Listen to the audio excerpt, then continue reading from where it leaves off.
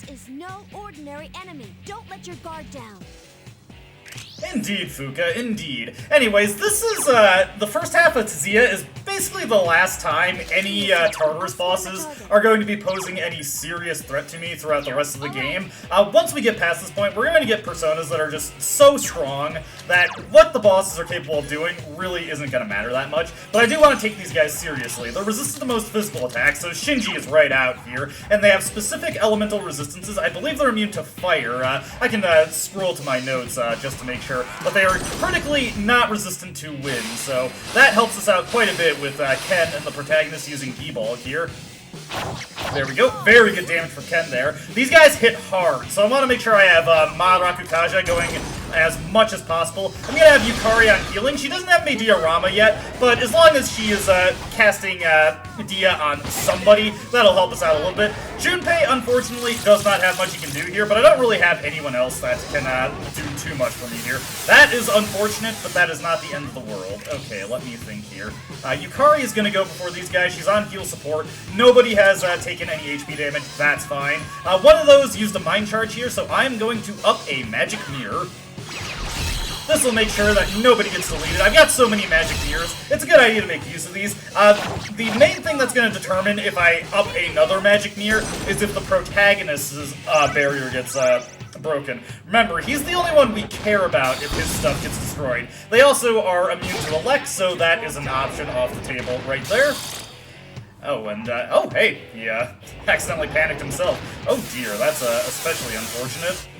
That sucks. What do I want to do here? I have to think carefully about how I want to approach this. We don't have any attacks inbound, so you know what? I'm gonna take this one out, just get it out of the picture. We have one less to worry about. Yukari's gonna make Patra again, since nobody is damaged. Remember, Yukari will prioritize restoring HP if anybody— oh god, Junpei, why'd you attack that one? Okay, here comes another eerie sound. The main reason I'm okay with this— here we go. That's what I was worried about. That's unfortunate. Oof, that is some nasty, nasty damage there. Okay, yeah, now we're going to have to take this a little bit more serious. Okay, let's get our defense back up. There's no mind charge in effect, so I'm not overly concerned about that. Although I might have made a mistake here by not purging the panic from myself, because Yukari is going to prioritize bringing Junpei back up. So we've got something scary coming up now. Okay, mind charge, that's good, that's good. That was a bit sloppy there. Here comes another eerie sound. Yeah, what I'm gonna do here is another magic mirror. And I'm actually going to set Ken to heal and support, so that he'll heal up Junpei, and that ideally should get Yukari to go for, what is it? Mepatra instead. I'm going to assign Junpei the target of this arcane turret. Ideally, he'll go to try and wing the crit on it, which would help us out quite a bit. And now I'll up this magic mirror. Worst case scenario, that's going to get just deflected with a eerie sound spell, but I'm perfectly okay with that if that happens. Actually got really lucky in the turn order for Yukari here. This helps out quite a bit that she's this specific spot to make sure that we can counter the eerie sound before it becomes a problem. Unfortunately, did not get the crit there, but that's not a huge deal. Okay, Ken's barrier is gone. That's well within the parameters for what's going on here. I don't really care about that. Alright, now we should be fine to just go on the offensive here, so I'm going to take out this one, or at least attempt to take it out. Ken will get the finish, and we shouldn't have too much to worry about here. This fight gets much, much easier the more of these guys you take out. I did have some execution errors going through this one, but fortunately I did not make the worst decisions possible. Okay, yeah, honestly, we should be fine to just continue. Yukari will heal me there, so I'm not worried about the damage, really. Oh crap, I still got Ken on heal support. Well, okay, that's not a big deal. That also helps. That's valuable in its own way. Thank you, Ken. Now, granted, I could get really unlucky and a critical hit could come out here, but I'm just going to hope that doesn't happen.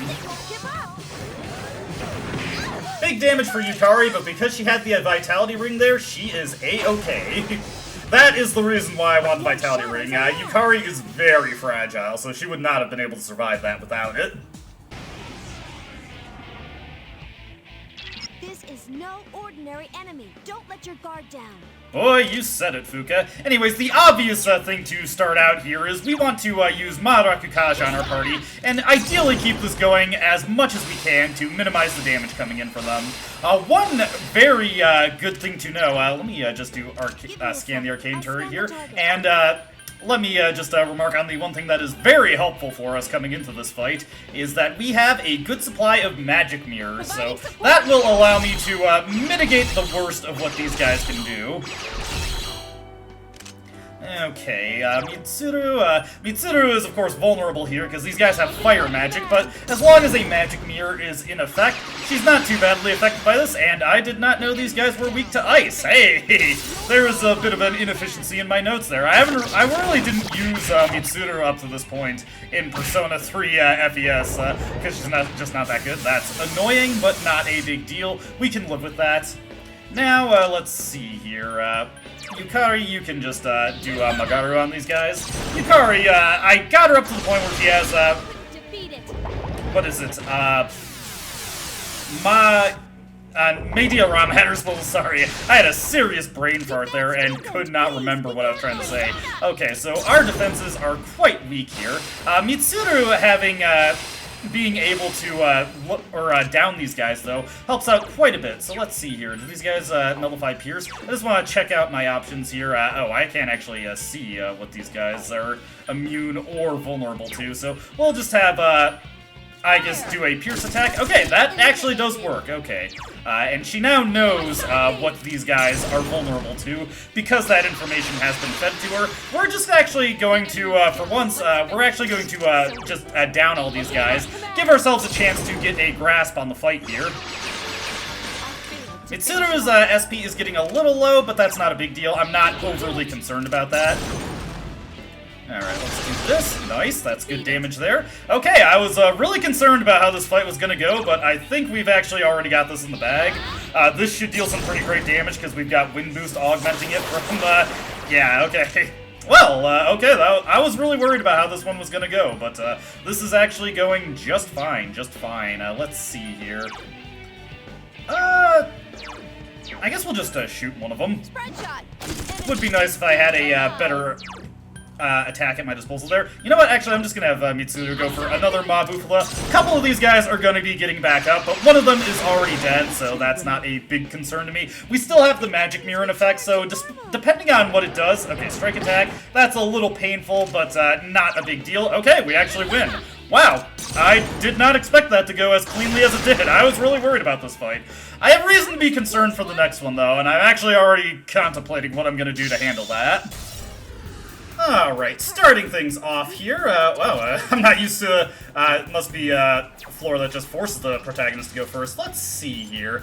I think the most sensible thing to do starting off, and I have the completely wrong thing equipped, so the protagonist does not have his full set of auto buffs. That's okay, though. This actually works out because I want to cast Maharakukaja on the party anyway. As you can see, Aegis and Ken, since they've mostly just been pulling back and hanging out in the distance, they don't have their Theurgies ready yet. Let's see here. We've got their buff set up, but I think I've got some Deikaja rocks kicking around. Obviously, Ken also has Deikaja. I got one Deikaja gem, but I may as well get a head start on clearing that, so I'm not dealing with boosted defense. Sadly, Mitsuru does not have access to Marakuna yet, which is another option for countering that. Good dodge from the protagonist there, and now we can just have I get right into it. She has myriad arrows at her disposal, which is very nice at this stage of the game. Should deal some pretty good damage here. Nice! Look at that. Good stuff, good stuff. Especially now that we've, okay, Fear is a little bit unfortunate, but we've got Ken right here with the Dysphere in order to bring Aegis right back into the fight. Alright, now that the first turn is passed around, we can actually figure out what these guys are weak to. Strike, and, whoops, what I'm looking for here is I want to see what this one's also weak to.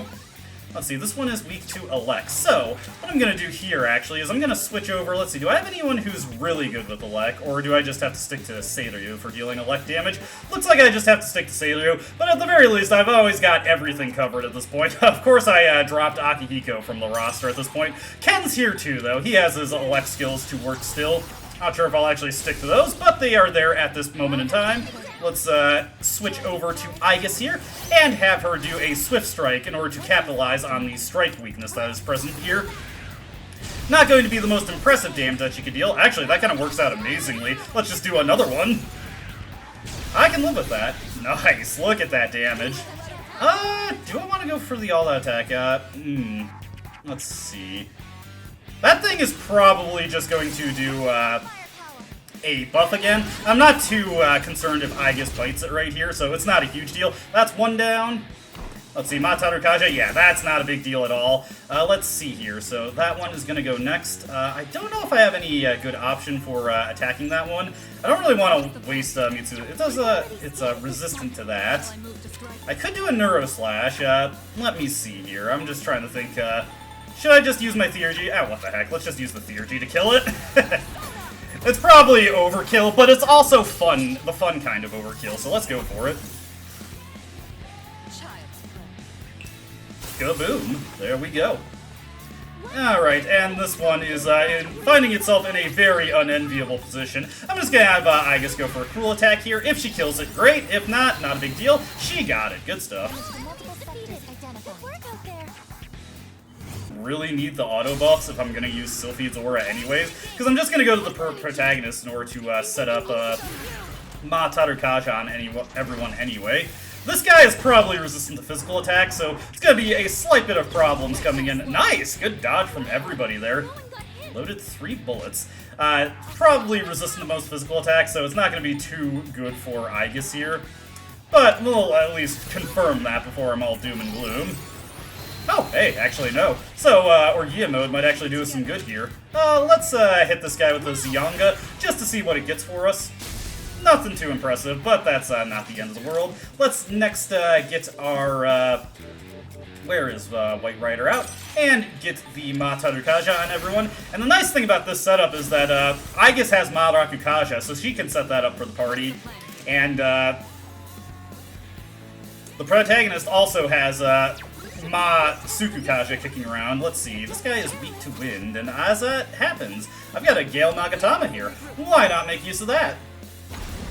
Alright, what I'm gonna do next is actually I'm going to just pass on over to Aegis, send her right into Orgia mode. This guy, yeah, it does display that. So, yeah, may as well just send Aegis. We got all these buffs and debuffs in effect. Aegis is going to deal good damage here. If this thing throws out any Elec attacks with those bullets, they're now going to be no threat to Aegis. 349 damage, not bad. If we can get to her when the thing is knocked down, that can allow her to do a cruel attack on the thing. Okay, so he goes all in for the buffs here. This actually is one of those things that makes Ken's presence here rather fortunate. He's loaded 2 bullets. Ken can just Deikaja that crap off, and I don't have to worry about it, so good stuff there. I made a good call. Pretty good stuff. Would have been better if the thing didn't get rid of its defense debuff, but still pretty solid damage. Alright, hit it with that. And, you know what? Let's see here. We, of course, got Quetzalcoatl, I know, comes in with Goddardine, so that's an easy way to exploit this weakness. Let's see how much damage that does. You know what? Just for fun, let's go for a King and I. Don't get too many opportunities to use this. Would have been much better if I was able to switch over to Black Frost, but you can't switch twice in one turn. Very unfortunate thing that you just have to deal with. May as well go for the Raccoonda here. Get a little bit more damage in once Aegis' turn comes back around. She's got 4 turns of Orgia mode to work with in this version of the game, so she has plenty of opportunities to absolutely annihilate this guy. Going for the charge there. That would be threatening if this fight was going to go on any longer than it is going to, but Aegis is about to hit this guy with some nasty damage right here. Boom. And then we can just have Ken top us off. And the protagonist can go in for the kill with Goddardine. Pretty simple fight. Not the cleanest team lineup I could have gone for, but it works out for what it is. Excellent stuff. You're gonna get a huge boost of experience here, although admittedly finishing with Quetzalcoatl at the front, kind of pointless since he has growth 3 anyway. Good amount of experience for everyone. We're looking pretty sturdy here. Like it's exceptionally strong. Its Arcana is the Magician. Fuka is not kidding there. This is the Sleeping Table, and this guy is a pretty common wall for a lot of players of Persona 3. What I want here is Yukari and Akihiko are going to be on heal and support. Speaking of, what turn order taken? That might be a little unfortunate that Yukari is last in the turn order. The main reason I want her on heal and support is for her to potentially use Maypatra. This boss can use Evil Smile on your team, or at least Evil Touch, and he has Ghastly Wail to follow it up. That's why I need Fear Resist. Otherwise, he will just blast you with fire spells and Megiddo spells, and they hit hard. That's why I want the healing of Thoth in play in order to deal with this guy, because, oh crap, that was already misplay. I wanted to actually switch to Dominion to use Madaraku Kaja, but, what is it? Protection Sutras also afford me that kind of mistake, so not the end of the world. Thoth with Mediarama and Divine Grace should allow us to stay ahead of any damage this boss does. I'd rather Akihiko hit it with Tarunda than Sukunda, but if it potentially misses, that is also good. Ken is going to be our main... Yeah, look at that damage, and that's after Madaraku Kaja. Ken is going to be our main damage dealer for this fight. With Gibog and the Vayu Bracers, he is just totally set to deal big damage to this boss. Now, anytime that we get nailed with damage like that, I gotta use Mediarama, because we will not be able to survive the follow-up. Fortunately, like I said, with Divine Grace, this allows us to actually outpace the boss's damage. There we go. Now, I don't actually care too much about, oh, and he also has Hamon, I forgot about that. Not a big deal, though. Yeah, that happens. I don't care too much about Hamon or not Hamon, Tarunda, in reducing his damage any further. As long as I have a Thoth in play in order to use Mediarama, I can keep ahead of his damage, but having it in play will allow me to survive consistently when Madaraku Kaja wears off, and in Yukari's case, she's already been robbed of the Madaraku Kaja buff, so she's going to be taking big damage once again. We might also get lucky with the occasional miss here, but I am not going to count on that. Okay, get that Medea there. Not necessary, but, you know, it is what it is. Like I said, the main thing Yukari is there for is for utilizing, Maypatra if the boss decides to inflict fear on anyone, because I don't want to get hit with that Ghastly Wail combo. So we'll do Mediarama here, and now we have to wait for everybody's Madaraku Kaja to wear off before I can re-up it. Not a big deal, though. With, Rakunda in play, Ken's damage is going to be even better. One thing that we are going to have to worry about is the occasional miss from Ken, which is not kind of a failure point that I can't really account for, though Akihiko's Secundas will definitely help with that. If you want this fight to be a little bit more consistent, it can also help to have Yukari up to level 43 in order to utilize Mediarama herself, which I'm not super big on. Ooh, that actually is a rough situation to find ourselves in, because his attack debuff is going to wear off soon, so I have to make a decision here. Do I want to up the defense buff on people? That's kind of where some problems come in, is now my cycling is a little bit off here. The protagonist will die if I don't do this, so we're going to have to put this in to make sure, and then we'll figure something out once we get into the next leg of the battle. Let's just see what he does here. Let's see, Diorama probably going on Yukari, which actually is not a bad thing, because if Akihiko gets killed, Yukari has Rekarm. Okay, here comes Maraki dying. This is the other main thing he can do, and yeah, big damage there. Oh no, never mind, she's not going to do that. Okay, so that puts us in a pretty rough spot. Now I'm kind of going to have to turtle up and try and get us healed here. Yeah, this fight is very, very difficult for reasons just like this. It's also why I'm not using Parvati, because she is fire weak. So we'll use Thoth to get ourselves healed up here, and ideally we'll get a turn where we can get somebody revived back in. But that's going to be conditional on this guy not dealing enough damage to keep Yukari from doing a heal there. Ooh. Okay, let me think. I'm gonna try and pull this one out, but it's not looking too good here. We will... Oh my goodness. Yeah, this is I've definitely made a mistake here. This is definitely winnable with the setup that I got. Might be worth it to bring Junpei, honestly, instead of Akihiko. Let's take a risk there. Okay, luckily he decided to do something stupid. Okay, Yukari's gonna heal herself, and then when Akihiko's turn comes around, this actually gets us back in the fight pretty well. Okay, yeah, he'll use a debuff. That helps immensely, actually. Okay, that means that, oh, never mind, defense reverted.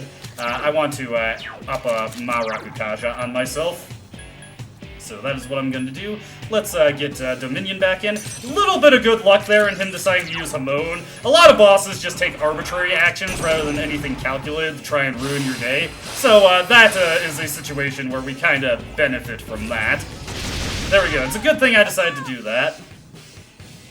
Okay, so she's going to go for Medea. What I'm going to do here is use a Medea Rama, and I would love it if, Rakunda? Oh, that's fine. I would love it if this thing did something that was non-damaging so that Yukari would bring Ken back into the battle. We're getting control back of this fight. I want to be very meticulous about what persona I actually set to here because I do not want to accidentally throw out something that's going to make this fight unwinnable. I could also manipulate him to avoiding Maraki dying by upping, Hang in there. what is it? Okuni Nushi, but I don't think that would be a worthwhile thing to do. Don't overdo it. Okay. I think at this point, this would actually be a good point to bring Ken back in. Luckily, we're flush with Bombs of Lives. Its attack debuff should still be in effect, so not overly concerned about that. It would be great if you use that on Ken. Akihiko is fine, especially if he misses.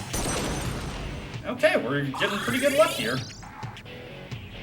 And Secunda, beautiful. That'll prevent Ken from missing. Okay, we've pretty much got control back in this fight. Please help me.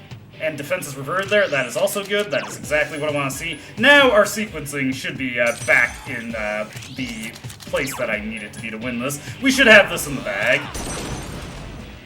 Some of you may have doubted me when I said Ken using the Gi Ball was one of the best things ever. Well, now you're about to see why it's so good. Yeah, you keep doing that. That is honestly perfectly manageable. If he's not doing damage and Yukari's on heal support, she'll bring back in Akihiko 100% of the time. Let's go. And there we go. Okay, honestly, I might actually be able to chip in with my own attacks now, which is quite good. There we go. And this guy's pretty close to dead. Can I steal the glory from Ken here? Let's first get Thoth out, just to make sure I have him ready at a moment's notice. Don't want to make the mistake to switch on, or not switch to him, or switch to something wrong. Just get that point of failure out immediately. Okay, his defense is reverted. That's not a big deal. Megidola is no problem. And what the hell, let's just go all in. Okay, it nullifies strike attacks. Not that that really mattered. Ken does indeed get his well-earned victory. There we go. Very difficult fight, very scary fight, but we made it through. Admittedly, with a little bit of luck on him stupidly using Hamon when he could have just kept me locked down with Maragi Dines. But I'll take it, I'll take it. Definitely could have done that cleaner, but a win is a win. It seems like it's exceptionally strong. Its Arcana is the Magician. Oh boy, you ain't kidding, Fuka. You ain't kidding. Anyways, to start things off here, I'm going to swap over to Thoth and get Marakukaja on our party, and then the Femsi... When does it go in the turn order? Ah, God, it's right after us. Then the Femsi will switch off to Rangda to hit it with Matarunda, and ideally if we can just alternate between having Matarunda. Okay, that's actually about the best thing it could do. I actually have tons of homunculi available to me in Persona 3 Portable, and they help everyone out, so I'm not too concerned about it doing that. That is like actually the most ideal thing it could do for me. Let's just chip away at it. Oh, you know, I was supposed to send Aegis into Orgia mode. That was a mistake on my part, but not a big one.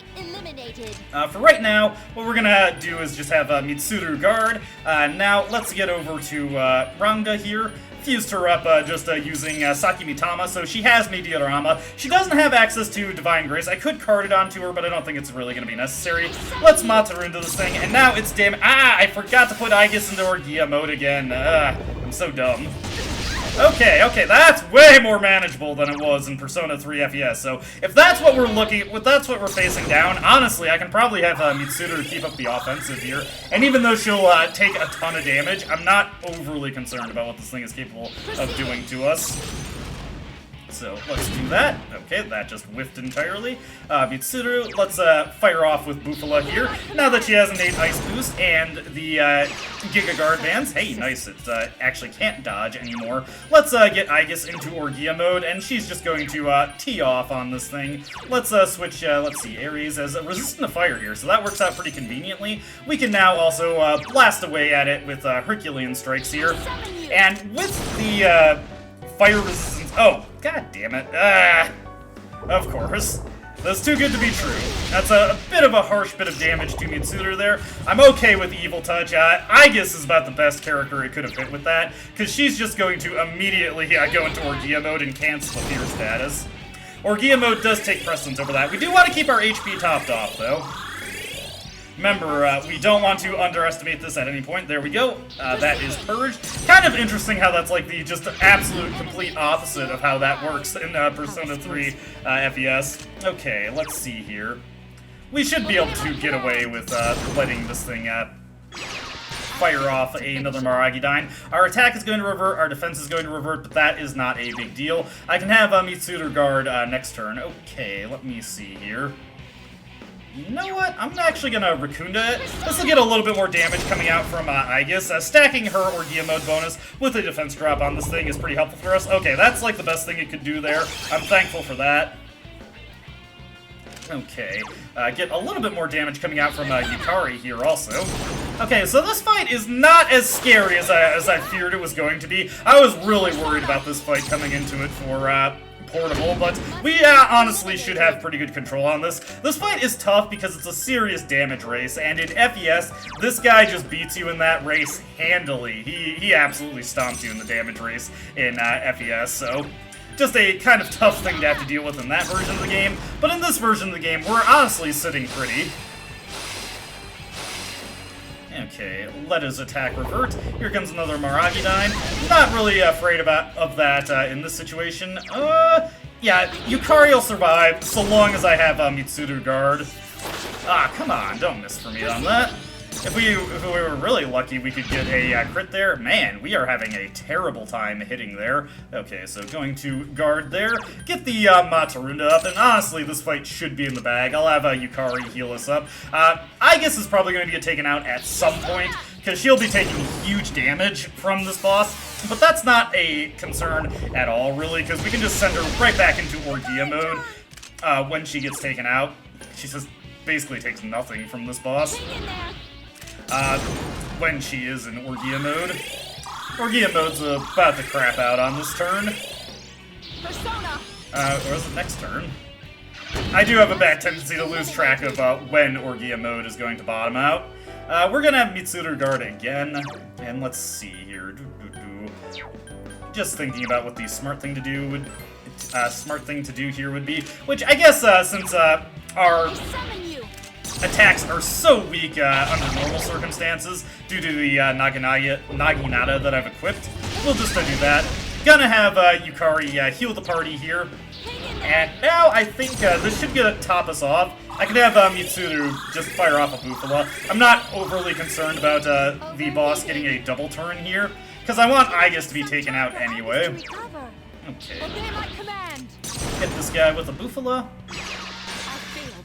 Let's see here. Let me look at its stuff here. Yeah, the defense debuff has gone down, but I'm not going to... Actually, no, I'm going to re-up it. What am I saying? Ares is resistant to fire. I gotta keep remembering that is what I'm working with here. Okay, Hamon takes out Aegis there, but the Homunculus... Oh! I did not know that canceled the cooldown status if you have a Homunculus. Okay, a little bit of tech there, I suppose. A funny little bit of tech there. Oh, and she goes right back into it. Okay. That also didn't clear it from her tactics. I'm learning so many funny things about Aegis, because I've never really used Aegis before. Not that I think she's horrible or anything, it's just I've always found Junpei to be superior, so I'm finding a lot of interesting things out about Aegis in this playthrough. It's just kind of funny to see like all the weird little interactions that Orgia mode has with the various other facets of the game. It is honestly kind of a buggy tactical option that Aegis has. A lot of the things it's doing don't seem to be intentional. Megidola is honestly not that big of a concern at all. Let's just go for the Gorilla here. Ah, come on. I guess going for Fatal End here. Do I want to go for Glory with Mitsuru here? You know what? Go for Glory. No guts, no glory. There we go! Victory is ours! I was dreading this battle, especially because I forgot the sun weapon for Mitsuru, but that was about the best way that possibly could have gone, considering the mistakes I made. If I had the sun weapon for Mitsuru, this would have been a walk. I wouldn't have had to worry about it at all. Alright, what do we got to deal with on this guy? Koromaru is starting us out, so we may as well just begin with a Getsue here. See if we get lucky and deal a critical hit here. It'll deal decent damage because we are right on the full moon. Ooh, I brought the worst person possible to this. The homunculus sacrificed itself, but it still gets a free turn. Oh, God. Aragaki, they're just with Shinjiro. Sorry, I get mixed up when I see all these different names being thrown at me. Brought just about the worst person possible to this fight, I'm afraid, which is it's not really that fun to see, but oh my god, I've got so many things that are light weak, including my guys who have my oh, actually, wait, White Rider is not. Okay, that puts us in a much better position here. Shinji is, of course, going to immediately get his Theurgy charged up. Let's make use of some of the items that we have here. Let's see, we've been getting so many of these Kamimusubi waters. We'll make use of them right now. Now, if we're lucky, this thing will be weak to darkness. It would have been nice if I could have gotten the bloody charge onto Shinji there, but you can't expect everything. Okay, so it has no weaknesses, so what we're actually going to do here is just have Koromaru guard. Okay, Masakunda. That's fine. We're already Tsukikaja'd up, so all that's accomplishing is making things a little less helpful for us. Let me see here. I'm gonna go for Lightning Spike here. There's a chance to shock it, which would be beautiful for Shinji's Theurgy, if we could get that in effect. Did not get the shock there, but that's okay. Now let me look around here. We don't have anything that this thing is super weak to, and unfortunately Black Frost does not have resist light yet, so that's too much of a risk to go for. Let me see. Dakini, not weak to light skills, and she does have her strike boost and her crit boost and multi-target boost, but no, that's it's immune to strike attacks. I'm already forgetting what I should be doing. You know, let's see here. How about Osei? Now he's weak to light. God, I just have like the worst setup possible for this specific fight. That is so tragic, so sad, so sad. Let me see here. Just thinking, what would be a good thing to use against this thing? Well, you know what? Actually, let's stick with White Rider here and just use Poison Arrow. Why not? Okay.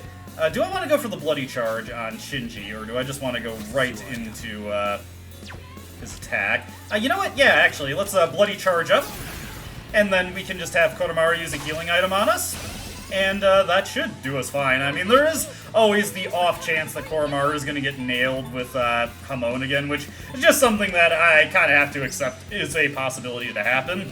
And I love how I always just strategically bring the worst characters. Here comes Mahama. That's frustrating, but fortunately the protagonist is guarded. Koromaru had the homunculus cover for him. He's going to get hit again. And he's just taken out entirely, which is frustrating, but we've got Bombs of Lives. Get back in here, boy.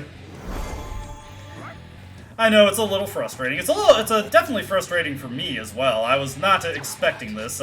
You know what? I'm gonna go for a little bit of a risky play here. I'm going to switch over to Black Frost, and I'm going to use King and I. We've got Shinji bloody charged up, so his Theurgy is going to deal some serious damage to this thing.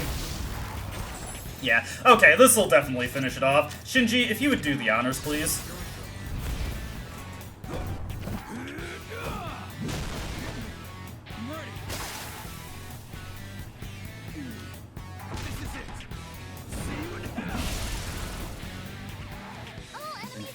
Well, that was an absolute disaster, and I lost a bunch of homunculi needlessly. All of them, in fact. We're not going to have Auto Tsukikaja going, but I'm not too concerned about missing here, so let's just get to work. We'll have Koromaru just fire off with a Maega, see what we're dealing with here. Alright, so that reflected, but that's not a big deal. We got Eerie Sound coming in, which is a bit unfortunate. Yukari definitely would be good to have here, because her Maypatra, but once again, I don't have access to that. But we do have Maypatra gems at our disposal, so why not make use of those? Eventually, the pharmacy will sell multi-targeting status cures, which will be a huge boon to us once it happens, but we're still waiting a little bit on that, I'm afraid. Let's have Igas just fire off myriad arrows here. We're just gonna have her grind by slowly and steadily. Okay, that guy drains that. We've got some varied resistances and weaknesses to consider here. I'm just gonna have Shinji set up a bloody charge here. He's got his Endure, so I'm not really overly concerned about having him go into super low HP ranges. And now we can scan around and see what we've got to deal with. So that guy is Elec. This guy is Fire, and then this guy right here is Ice. Okay, so I can probably use some gems to fire around here. So I'll make sure this one guy drains Strike, and this one guy drains Pierce. That's going to be a little tricky to work around, but I think we can manage. What I'm going to do here is, let's have Koromaru fire off Fire here, since he can exploit that weakness. And then what we're going to do here is pass over to the protagonist. And what I want to do here is, let's go with Black Frost here to exploit the ice weakness. This will deal a lot of damage. Actually, you know what? Maybe I should have used King and I. I'm just thinking on what I should do here. Get all that in effect. What would be the most optimal thing to do here? I'd switch over to Shinji and have him pop off Bloody Charge in order to delete this guy so I don't have to worry about him anymore. Actually, you know what? I think what I'm going to do here is I'm going to go with King and I. Just take advantage of the extreme damage this guy is going to take while he's down. If I'm lucky, I might even freeze one of these guys. Didn't get a freeze there, but that's not a big deal. Poisma is just a mild nuisance, honestly. Let's see here. And now I can actually switch over. Let's see here. I don't want to... Obviously, I'm not interested in using the all-out attack, but I can take advantage of what this is going to do here to get another pass off here. And what we're going to do is, let's just survey real quick. That guy's going to get his action, and he's the fire weak one, right? Yeah. But I think what I want to do here, really, is just take advantage of the Bloody Charge, plus the fact this one guy is down. We're going to use Shinji's Theurgy here. He's going to be under half HP, so he's going to be recharging that again really quickly. If this goes according to plan, this should either kill this guy or take him very close to it, and then I can just spam strike attacks from Shinji and Igas in order to close out this battle. Didn't get the kill there, but that's not a big deal. The Matador Kaja, just a mild nuisance, really. Nothing I need to be overly concerned about here. Let me think, though. Let's see, that guy's about to get his turn back. You know what? Do I have a Dekaja gem? I don't think I do. Ken would have been great for this one. What I can do here, though, is I can just use an Aguilau gem on this guy. Get the turn back over to somebody else, or... would it be worth it to do that without Koromaru? Nah, let's cancel. Actually, I got a better idea here. Let's pass over to the protagonist, because he can actually, he does have Dekaja. What we can do here is, I believe White Rider has it. Somebody has it. I know I had it on somebody. Did I get rid of it? No, it was, Kukulin has it. I can just switch back to him, get that Dekaja in. We are going to have to worry about our buffs purging very soon, but that's not a big deal. This guy gets back up. Herculean Strike is going to hurt a little bit. Oof, the critical is unfortunate there. There goes Koromaru, but it's not the end of the world. It's tragic, but it's not the end of the world. Let's see here. Got this guy getting back up soon. We can't deal any fatal damage to him with Heat Wave. Huh. I'm having a bit of a weird time with this fight. And unfortunately, the one thing I don't have any gems for is I do not have any gems for... ice, so that's kind of annoying. What we're going to do here instead is we're just going to bring Koromaru back in. Let's use one of our Bombs of Life. We have so many of those, we may as well make good use of them. This fight's going a little messy, but this is what happens when I don't really study and I just kind of do things on the fly. Let's see here. Or I could go for Getsue on this guy, see if this takes him out. Pretty good damage, and yes! Oh boy, very good stuff there.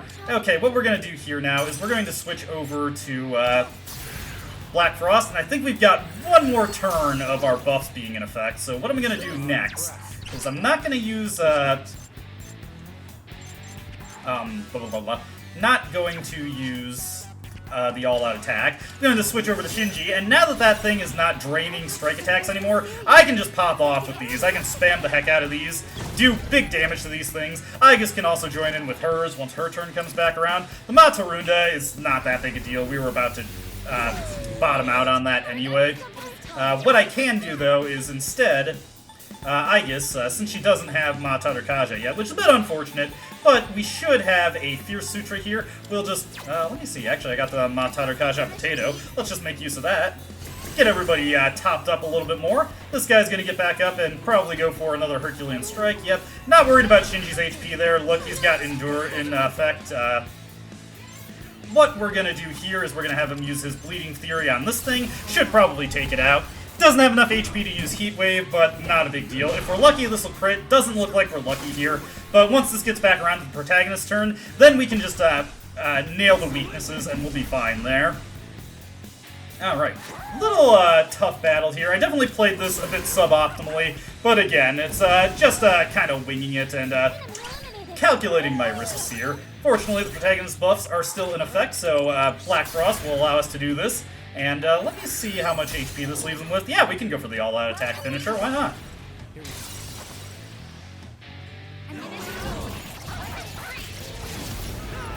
Always nice when you're able to get it that way. Good stuff, good stuff. And I was expecting something to be said there. And Fuka has her Theurgy ready. We're gonna take this guy pretty seriously, because again, I didn't study up, so I don't know quite what he's capable of doing. Here comes a Marajian, which I'm not too afraid of. That's a little perilous for Mitsuru, but she'll hang in just fine. The fact that he's concentrating, a little scary, but nothing that I shouldn't be able to handle. We're going to get Matarukaja set up on everyone, just because that is a good idea. With all our buffs and debuffs in effect, we should do pretty well here. Mitsuru is going to lower this guy's defense. Once Akihiko's turn comes around, we'll then scan it and figure out what it's capable of. I'm probably going to have to use a SP restoring item on Mitsuru once this is over, because we have the Monad Passage coming up, and that's something that I want to make sure I'm able to deal with. Okay, so good thing I didn't have Mitsuru attack there, because that would have been a complete waste of time. What we're going to do here, we don't know quite what this thing is capable of doing, so... Well, actually, I've got all my defense buffs and his offense debuff, so honestly, I think I can get just right into attacking now. How did you miss? Here comes the Marajian. Not unexpected, but not something I'm overly concerned about. Vile Assault, yeah, going on Mitsuru. Not too surprising, but that is just something we're going to have to bear the slings of. Let's see here. I think... probably the smartest thing to use here would be Dakini, who is not vulnerable to what this guy is capable of doing. Once Akihiko's turn comes around, we'll probably get Mitsuru back in. For now, though, we're just going to fire off with the Herculean strikes, and ideally, sooner rather than later, we'll get a critical hit, like so. Well, that speeds up the fight considerably. You know what? Change of plan. Let's have Shinji use the life ointment on Mitsuru there. And I think with the situation we're going into here, I've got Akihiko's attack buff, this thing's offense and defense debuff. This is a good a time as any to use his buff-boosted Lightning Spike. Glorious stuff to see. Couldn't finish it off, but basically a love tap will take care of this thing. Of course, he's going to get another attack off of Mitsuru, but that's fine. Go for your Vile Assault there. See, Mitsuru, you took that like a champ. Like I keep saying, strategically, I picked the worst things possible to bring to these fights. Granted, this time I had a clear theming in mind, if nothing else. The crits there were quite fortuitous, made that speed up quite a bit. Okay, so yeah, there were more enemies than it seemed in here. Well, now that Akihiko has Matarunda, he has a perfect opener for fights where we don't know what's going to happen. Just have him throw that out, and it'll be good. Ooh, Poison Mist. This is gonna suck to deal with. Yeah, everybody got poison there. And we unfortunately do not have multi-targeting poison cures, and as far as I can tell. Yeah, we've got plenty of single target status cures. No multi-target poison cures though, so let's see. We're just gonna have everybody go around and give themselves a poison cure here. Let's see, Virus Breath.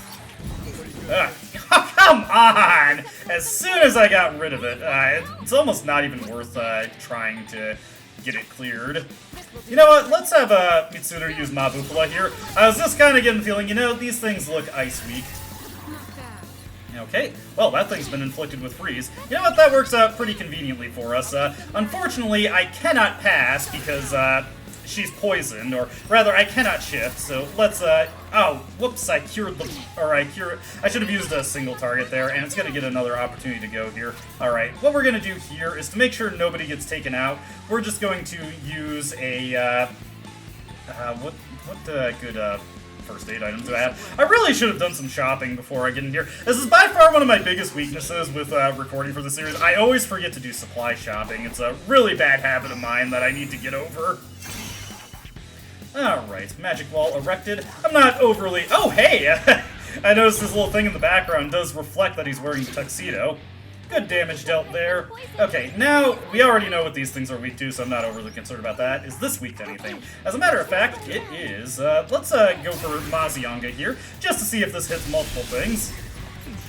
Ella, that actually cleared out the... what is it? The... blah blah blah. The Makarakaran without dealing really that much damage to Akihiko, so that's pretty good for us, I think. Let's see here. Who do I want to cure? Do I even want to bother to cure? These guys are just all down, so it's not really a big deal. What I'm going to do here is I'm going to start passing out these Vita Golds and just try to get some of this poison cleared off. It's really frustrating to deal with. Poison is just a remarkably obnoxious status ailment in this game. Let's see here. Okay, none of them are resistant to strike attacks, and now that they're all down, we can just go pop off with the Herculean strikes. Look at that damage. And Shinji has boosted damage against downed enemies with his weapon currently, so this is going to deal even more beautiful damage. I just love to see it. Okay, this guy's getting up, but I'm not overly concerned about that. He's just going to uselessly Makarakaran. That's just a mild nuisance. At this point, we've got this fight in the bag. These guys are about to get annihilated. I should note that Shinji has picked up Deathbound at the most recent level that he's gotten, but because I have the bead chain on, or not the bead chain, I was just looking at my items there, because I have the strike bracers on him, that isn't really that helpful. Let me see here. What I'm going to do here is I'm actually going to have Akihiko just clear this. And what I'm going to do is I'm going to have, let's have Mitsuru lower its defense, or never mind, it's coming right around to my turn. I can just use Zionga on this thing to take it down. Eventually I'll have a strong Zionga user. Let's blast this thing with Zionga, and then we can pass it over to Shinji and just have him heat wave the thing for big damage. Much better than using an all-out attack, especially because Mitsuru and Akihiko are poisoned, so they're not really going to be able to contribute much to that. Let's see here. What I want Mitsuru to do? There isn't really anything that I care to ever do. That thing's turn is coming up, though. Let's have her use a multi-targeting healing item on the team. We'll have her use one of these first aid kit mediums. We do have a decent supply of these. Regardless of what this thing does, this will give us a good degree of protection against anything it can throw out.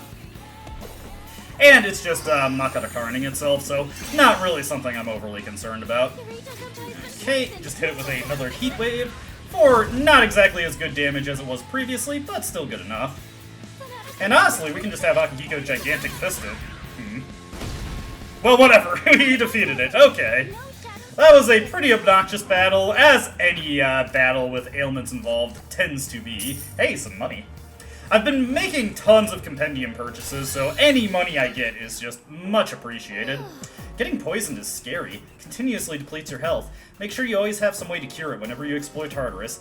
But on the flip side, it could be a potent strategy against our enemies. You should try using it when you get the chance. There might be a treasure chest up ahead, but I sense an enemy presence there too. If you're worn out from battling, don't push yourself too hard. Take some time to recuperate. We're fine, Fuka. You don't need to worry too much about me. Let's use a Mei Diorama here to get everybody caught back up, relatively full up again. And let's get our just reward for coming out on top in that battle. Got a Grand Slasher there. Koromaru will be appreciative of having that. Continuing on this way, we've got another enemy to take on, as you'd expect, Let's get into the battle here. It's a very powerful enemy. Please make sure you're fully prepared for battle. And I'm ready. Got my auto Malrakukaja in effect. Alright, Akihiko can't afford to lose. And we've got 2 dancers this time. 2 natural dancers. Hey, I remember you guys from Persona 3 FES and Portable. Let me think here. Once again, we should always err on the side of caution when I don't know what these things are capable of. Just hit them with this and see what they decide to use on us. Probably they're going, okay, Spirit Drain, that, whoa! Hey! Hey!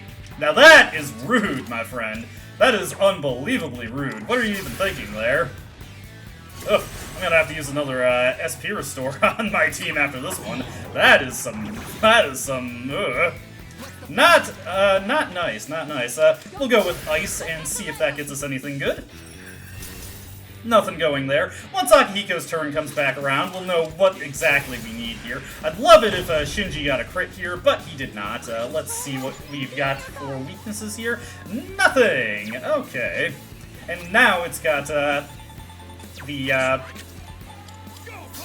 SP to fuel their own offense here. Probably going to blast us with some nasty attacks here. Fortunately, nobody is weak to that. As a matter of fact, the protagonist is the opposite of weak to it. Good for us, good for us. Let me just make sure, yeah, Dakini is not wind weak. So what we can do is we can just fire off our own Herculean strikes. Yes, that is exactly what I wanted to see. We'll get Shinji going again. I could, actually, you know what? I'm gonna have him, let me see here. Nah, it's gonna get back up. I was gonna have him bloody charge, and if he could have gotten a charge up and then used the heat wave, that would have been really good.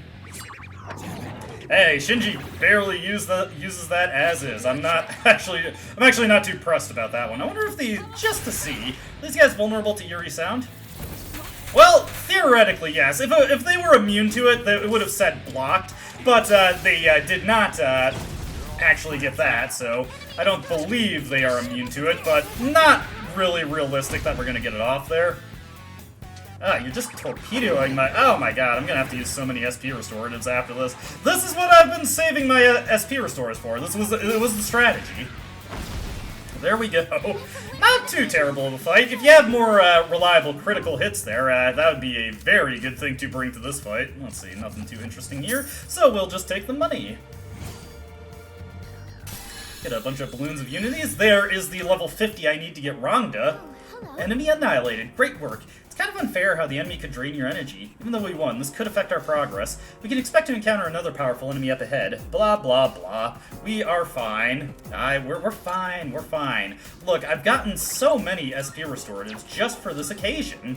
Let's just go down to them, because you'll see that I've got all these spinaches that I grew meticulously. We've got precious eggs, we've got somas, we've got just so many things to burn through. Like, why even concern ourselves? Let's just give myself that, pass these around. We'll go with meaty soul spinach on Mitsuru here, and then another large soul spinach to Akihiko. We're fine. Should also use the Mediarama here, and actually, I do want to use just one more soul spinach on the protagonist here. Make sure that we have absolutely everything we need for the next battle coming up. Get 2 chests here, which is very nice. Grabbing this right here, get Memoir 01. A being interfered with time and space, named a Shadow. We researched a time manipulation device with its power. My first grandchild, Mitsuru, comes to mind. And what will become of the Kirijo group once I die? Over in this one, we get bicolor shorts. Nice. Heading into this one, I believe this is the last set of bosses we have for this Monad passage. We'll find out if I'm going to eat my words, though. Alright, heading up to this one. Powerful enemy spotted. I'm ready. I wasn't going to talk over Fuka that time. Man, Akihiko has just had so many words to say about these. Oh hey, it's a single enemy. Well, as usual, it's just always a good idea to make sure that as little damage as possible is being thrown your way. Likely this guy is going to have some annoying gimmick. Oh, wow, that's surprisingly low-key for what we've been dealing with so far. Yeah, what are you even trying here, friend? What's the game plan? We're going to maximize everybody's offense to make sure we're going good here. Get this guy hit with Rakunda. Once Akihiko's turn comes back around, we'll be able to figure out what it's weak to. This should be a pretty academic fight. Gonna bloody charge Shinji here, because his Theurgy is ready. We'll get him some pretty good damage, and give him a very good chance of getting a crit off of that. Let's see here. Yeah, weak to nothing, so we're just gonna have Akihiko use a Gigantic Fist. If he gets a crit, that's good. If he doesn't, that's expected. This is not something I'm concerned about. We completely no-sell that. This guy is not looking to, not exactly looking poised for greatness here. Why don't we just pop off, honestly? Let's go all in on our Theurgies here. We've got so many buffs and debuffs in play. Imagine if I get the critical hit here, or rather the freeze here. Yes, I did. Okay, we're going to just let Shinji do the honors here. Honestly, Mitsuru, take 5, take 5. Shinji, show us what you got.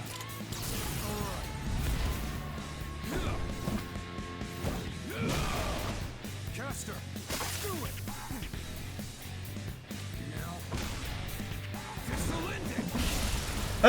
This is a beautiful friendship, Shinji. I am so glad you're here. Okay, we've got one more shuffle time, and of course what that means is we've got one more opportunity to take some money. There we go.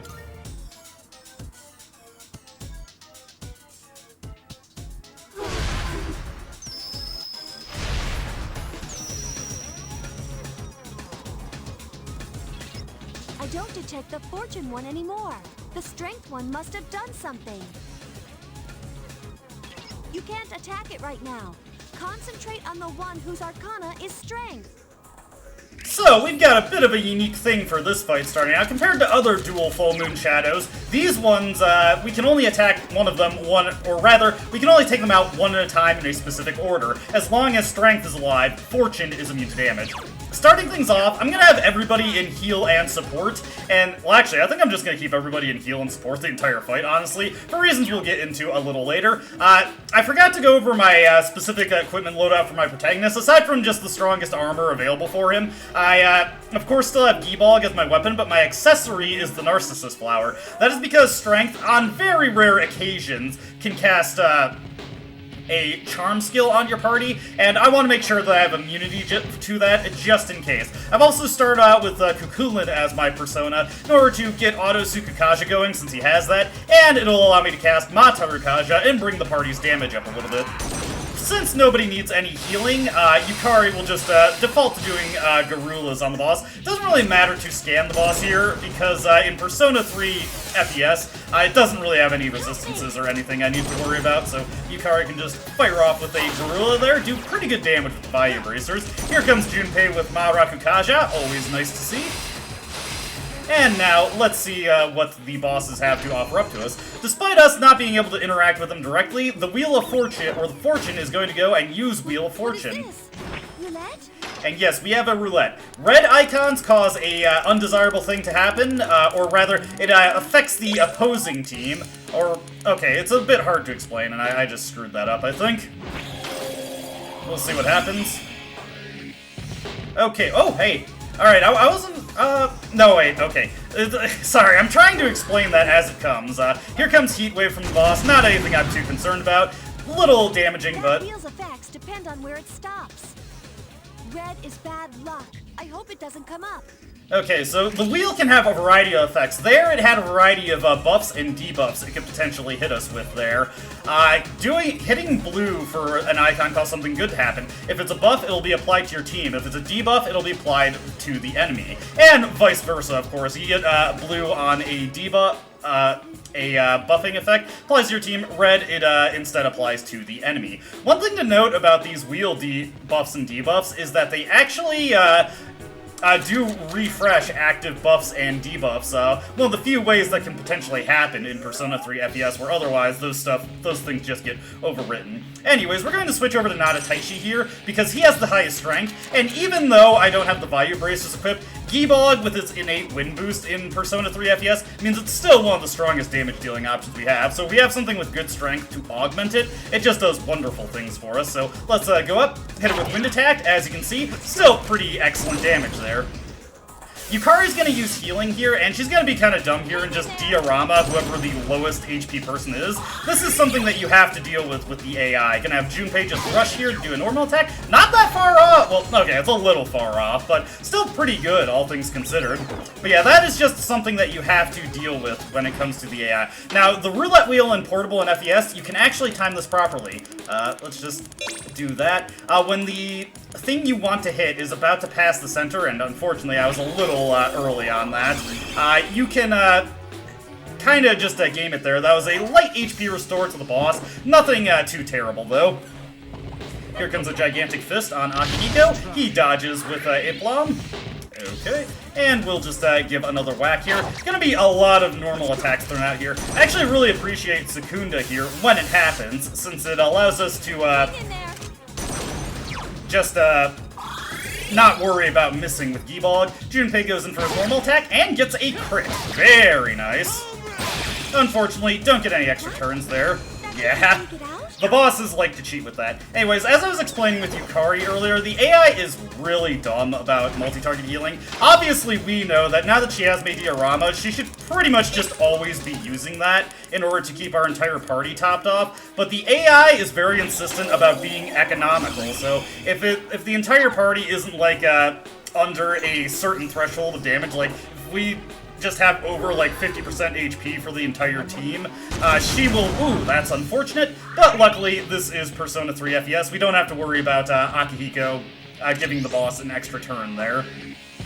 Let me think. We got some stuff expiring, so I need to be mindful of what we are going to do here. It honestly shouldn't matter too much. I should be able to just keep the offense up. Akihiko is going to lose his turn here, but this should have been enough damage to tell Yukari that we need to have Diorama here, and there we go. Alright, so Junpei's turn is about to come up. And as you can see, his attack reverts, his defense reverts, but everybody still has their defense. And nice, another crit from Junpei. Love seeing the damage from these. So Junpei is the only one suffering from a having less than perfect defense here, but the rest of the team is still in good position. And since Junpei is one of our most durable characters, that means that he is not overly concerned about getting hit with get that right there. I hope I got the defense up for the team. Yeah, so that saves me the trouble of having to set up Mara Fukaja. In fact, that'll refresh it for the entire team, so very nice stuff there. Once my turn comes back around, I'm going to have the protagonist utilize Mataru Kaja to get our offense going in good once again. Alright, yeah, and as you can see, that actually did, in fact, refresh the debuffs there. Akihiko is probably, unfortunately, going to use Diorama here, something that you have to be mindful of with Akihiko when it comes to being on the heal and support tactic. Yeah, he's going for that. And then Yukari is probably going to tag herself with Diorama. Nothing I'm too overly concerned about, though. And then we'll go into the rush to make sure Junpei does a normal attack.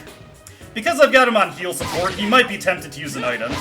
I believe having a high crit rate also increases the chance that he'll do double strikes like that. Alright, what do we got for this one? Yeah, so far we've got a pretty good handle on this roulette wheel. Okay, pass right there. I think I got that.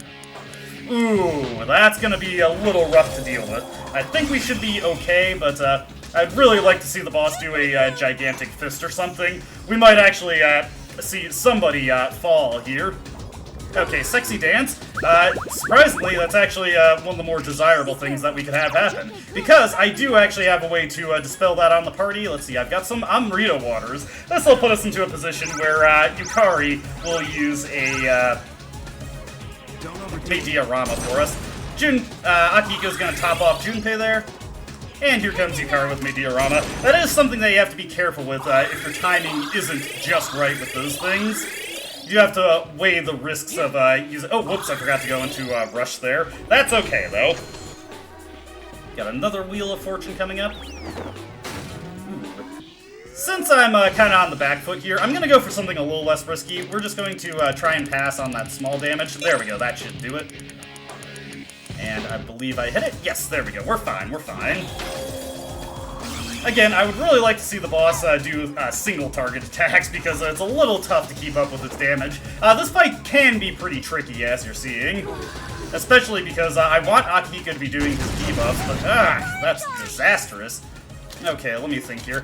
Yeah, I do want Akihiko to do debuffs, so this is a situation where you do kind of have to slow your roll a little bit. We're going to switch over to Thoth and have the protagonist heal the party, so everybody else is doing something different. In particular, this is going to force Akihiko to start hitting the boss with debuffs again. I'd really like to see him tag it with Tarunda so we can minimize that damage that's coming out. He's going Rakunda. That's not a big deal. It'll at least make Junpei hit a little harder on this upcoming attack. I believe his defense is about to expire. No, okay, we're still sitting pretty.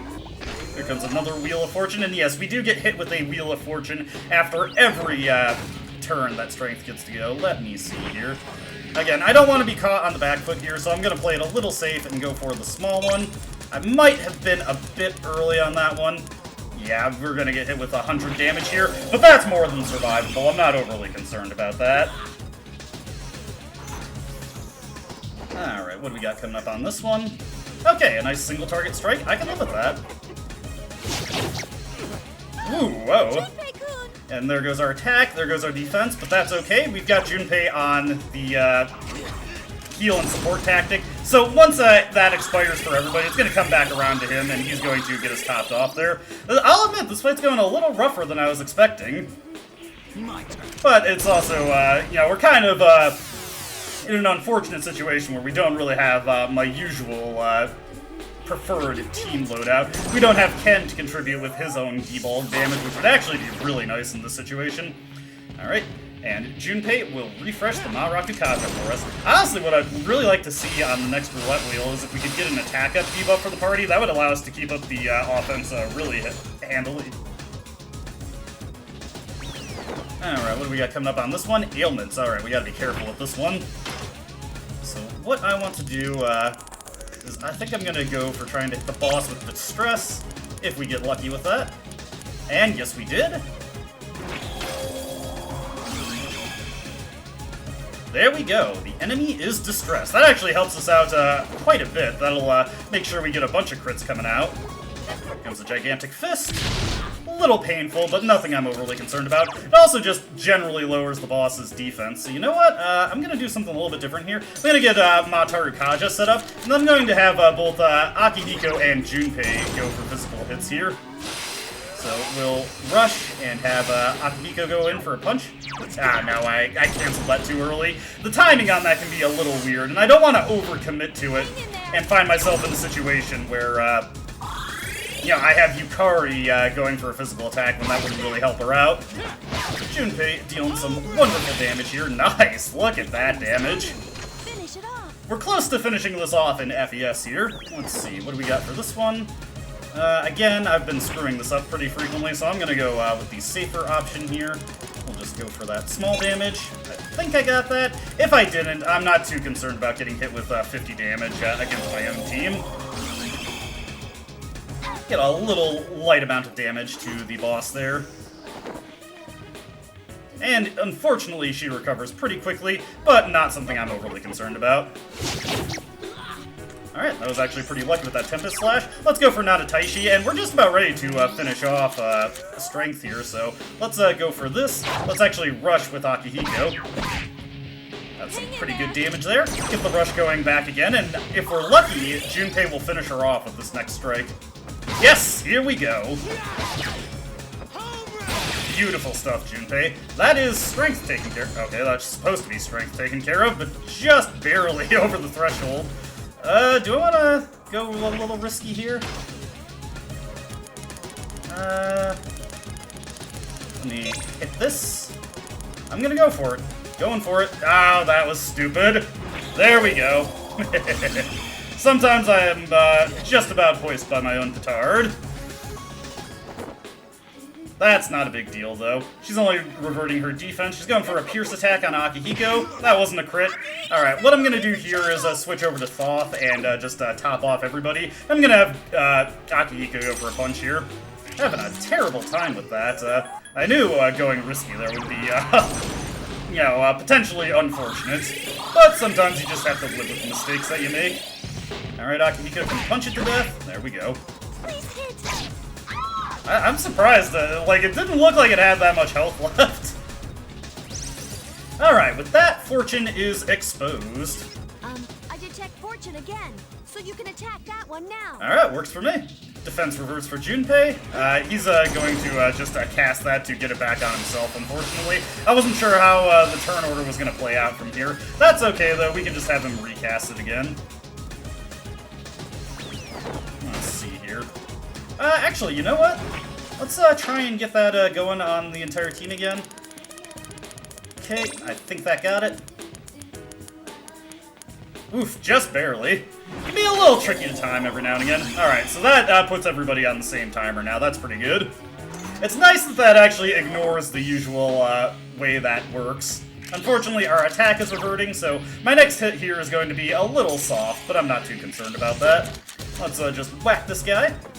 With a nice wind attack there. Akihiko is going to start rotating through all his debuffs again. Yukari, since we don't have any need for healing, she'll go for the Garula here, and I want Junpei to just go whack it with a normal physical hit. I believe this guy actually will give you a 1 more if you get a crit on him, which would be very appreciative, actually. Obviously also would be very appreciative. That's just not right. I was waiting for that. That's one of my favorite Fuka lines in the entire game. That's just not right. She has a couple other that she'll say when this guy is blatantly cheating the roulette wheel. Fortunately, it's only 100 damage, so it's nothing too concerning. We're just going to get our offense increased again. I'll switch over to Kukulin here, get the huge attack power here. And ideally, Akihiko will do a debuff here, and Yukari, well, if she was being smart, she'd use Diorama. She's probably not going to do that, unfortunately. She's probably going to Diorama Akihiko. Yeah. I called that perfectly. I'm very keenly aware of the kind of stupid decisions that the AI makes. There we go. Nice hit. Here comes a Garudine. I'm not overly concerned about that. Okay. Let's go with Nadataishi here. Akihiko might be tempted to heal me. Honestly, I probably should have put Akihiko in the 3rd slot. Yeah, that was a bit of a misplay there. Okay, actually he didn't. That's pretty good for us. And then Yukari will use a diorama on myself. And once again, we want to rush to make sure Junpei goes in for the normal strike. No crit there, but that's okay.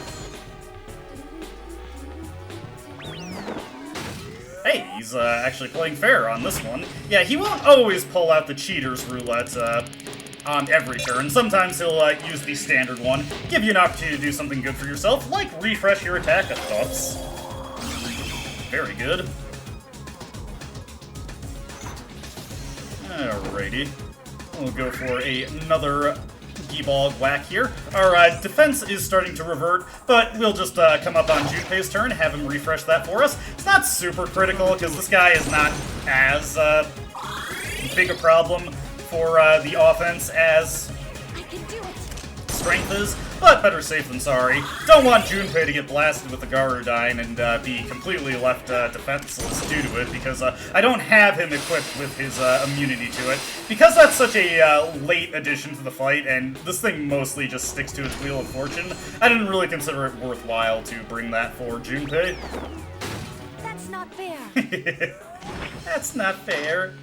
Sorry, that just always makes me laugh. Okay, what we're gonna do here. Yeah, so if you're going for a similar loadout to me, you definitely want to put Yukari in the 2nd slot, because if I had her in the 2nd slot, she could Mei Diorama this right now, and make sure that Akihiko doesn't waste any time doing healing, so a little bit of an efficiency there, or rather, a little bit of a lineup inefficiency that I let sneak through there. I'm going to heal off this damage here, so that Akihiko can just go ahead and debuff its defense again. We've pretty much got this fight in the bag now. We'll have Yukari fire off her Garula, and Junpei will of course go for another normal strike, and we're pretty close to finishing this guy off. Again, if we got a crit here, that would be just delightful. I believe the moon weapons, or the medium crit chance boost, is like a flat 10% addition to your critical chance. Oof, that's unfortunate. I'm not too concerned about that, but that is really unlucky that I just switched to something that happens to be weak to that. We might actually be able to make something work with this, though.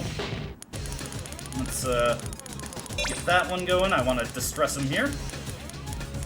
And we might just be able to finish him off with some crits, honestly. Okay, he's distressed. The protagonist is going to hop back on his feet, unfortunately losing his turn in the process. There we go, got Akio going. There comes the crit. And yes, he is vulnerable to all-out attacks, so let's go for it.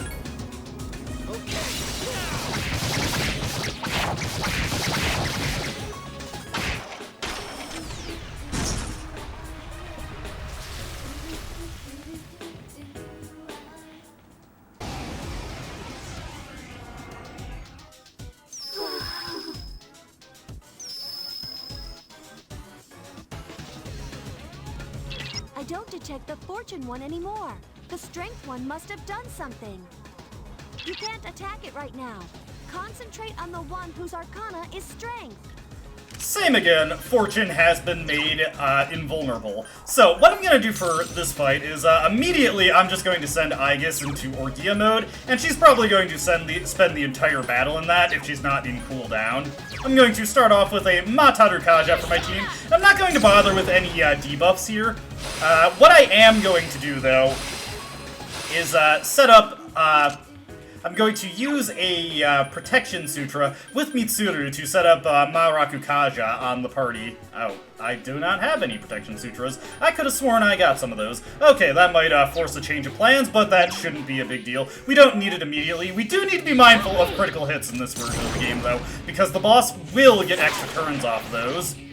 Not terrible damage from Yukari. Let's go for a rush here to force I just use her railgun. Pretty good damage coming out from her there. Let's see here. Mitsuru, we're just going to have to do a Bufala. That will force a change to my plan. I was positive I had some Protection Sutras. I could have sworn that was the last thing I made some investments in. Oh well, we might be able... Yes, okay.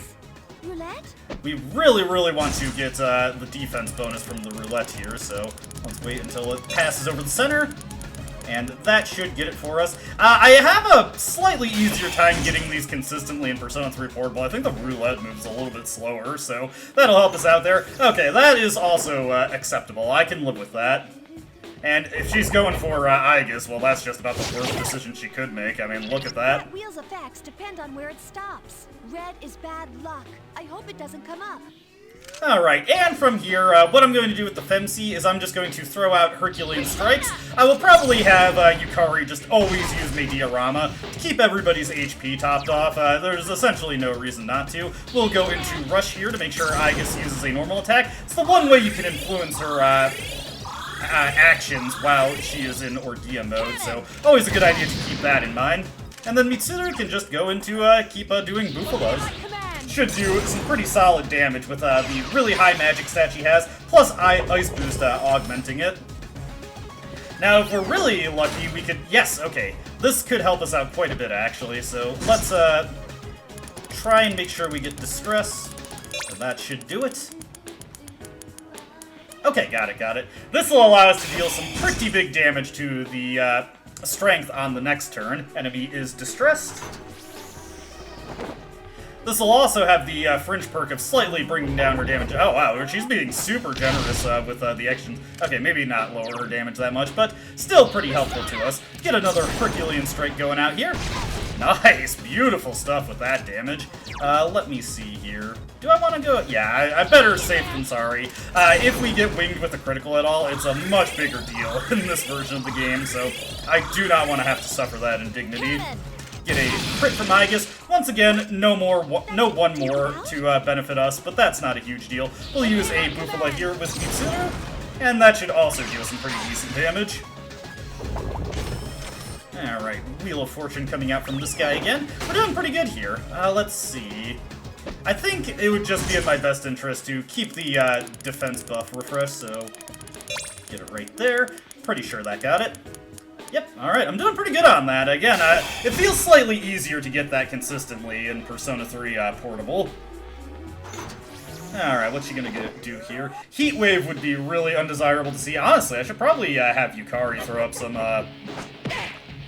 attack mirrors for us. That would probably be the smart thing to do, but I don't always make good decisions. What I'm gonna do here is I'm going to use Slash Attack here, get a crit that's a nice little bit of damage, nothing bad there. Okay, Yukari's attack has reverted. We're going to set up an attack mirror. I probably should have done this to start, just to make sure Heat Wave doesn't cause us any problems. And if she does use it, with this in effect, she will absolutely destroy herself, so just a very good thing to have going there.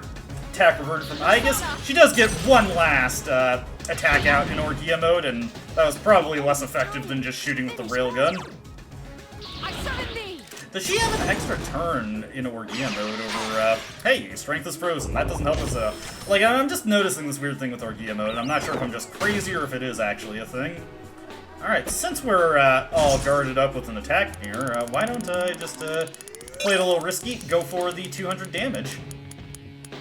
And I got it. I'm doing good here. I'm doing good. It's much better than, what I was getting in FES. Alright, what's she gonna do? Obviously, she's going to recover from the freeze immediately. Okay, that's exactly what I want her to do, actually. Oh, goodness gracious. I feel kind of bad, actually. That was mean. Well, whatever. This guy is much less threatening. I'm not overly concerned about this. Fortune again, so you can attack that one now. Alright, let me just make sure here. Is Ares weak to wind? He is, so I want to switch off of him for this leg of the fight. Do I got anything else that could deal pretty good damage? Not really. So we'll just go for Nandi here to start things out, and let's use up one of those Fierce Sutras. Use them if you got them, you know?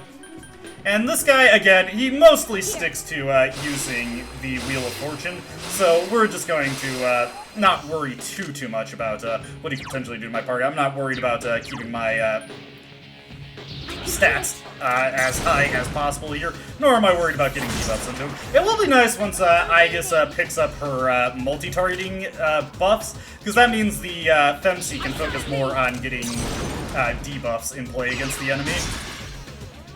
Fortunately, this guy is not really that difficult for us, unfortunately.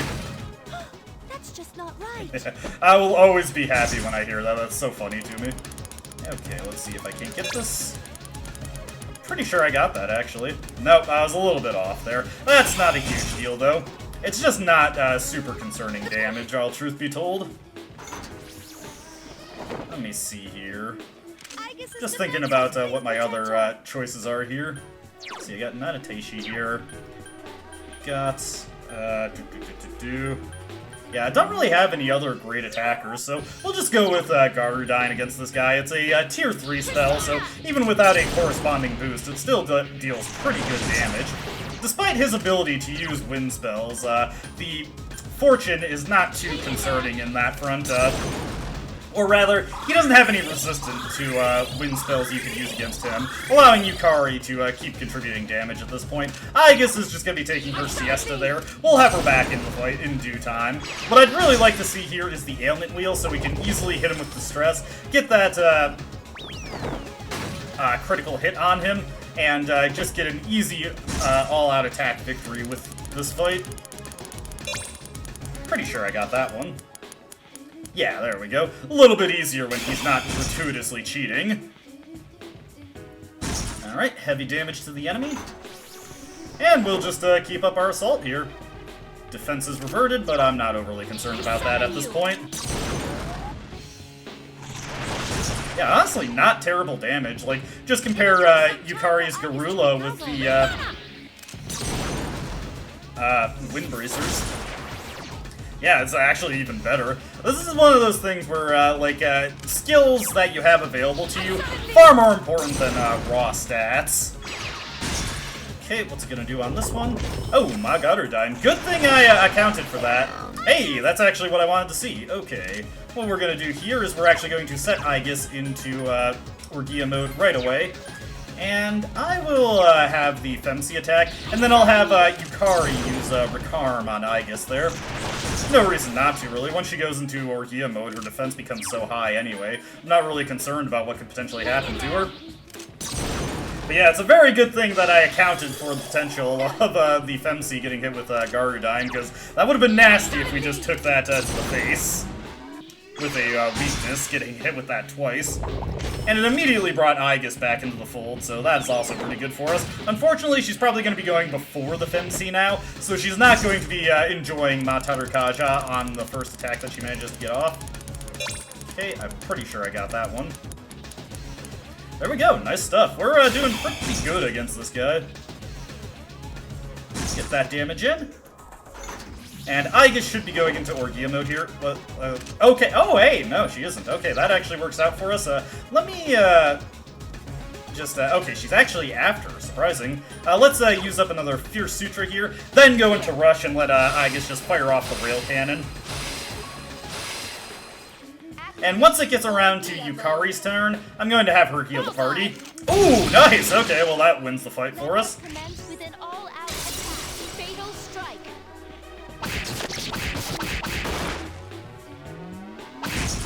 Okay, maybe not, maybe not. Not quite as good as it is in Persona 3 FES, like what I got, well, partially due to the stress, but still, like 1,300 damage. Crazy numbers that you can see in that game. We still got a little bit more to go in this version. Get an ice-boosted Bufala out from Mitsuru, and we should be good to go on the next attack. Hell, he might even take himself out if we're lucky. I'm not overly concerned about our team getting hit with any of these at this stage. Well, maybe Fear. But we'll, ooh, I might have screwed that one up.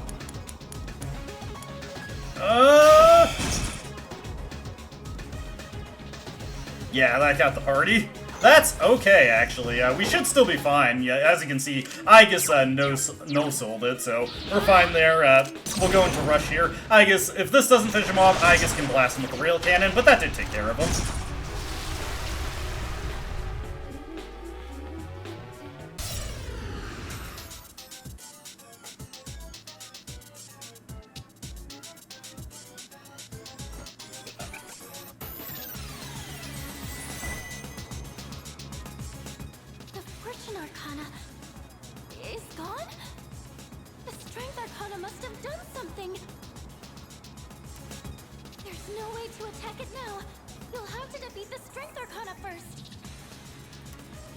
As per usual, Strength is the one who is calling all the shots here. Fortune is essentially a non-factor for what we need to focus our offense on for the first half of this fight. As always, we'll want to start by getting our offenses swelled up. Strength is also already tagged with Auto Masakunda, so we're already doing pretty good on that regard. And Kodomaru, I think it would be a good idea for him to throw up Revolution. Get our critical rate going up for everybody here.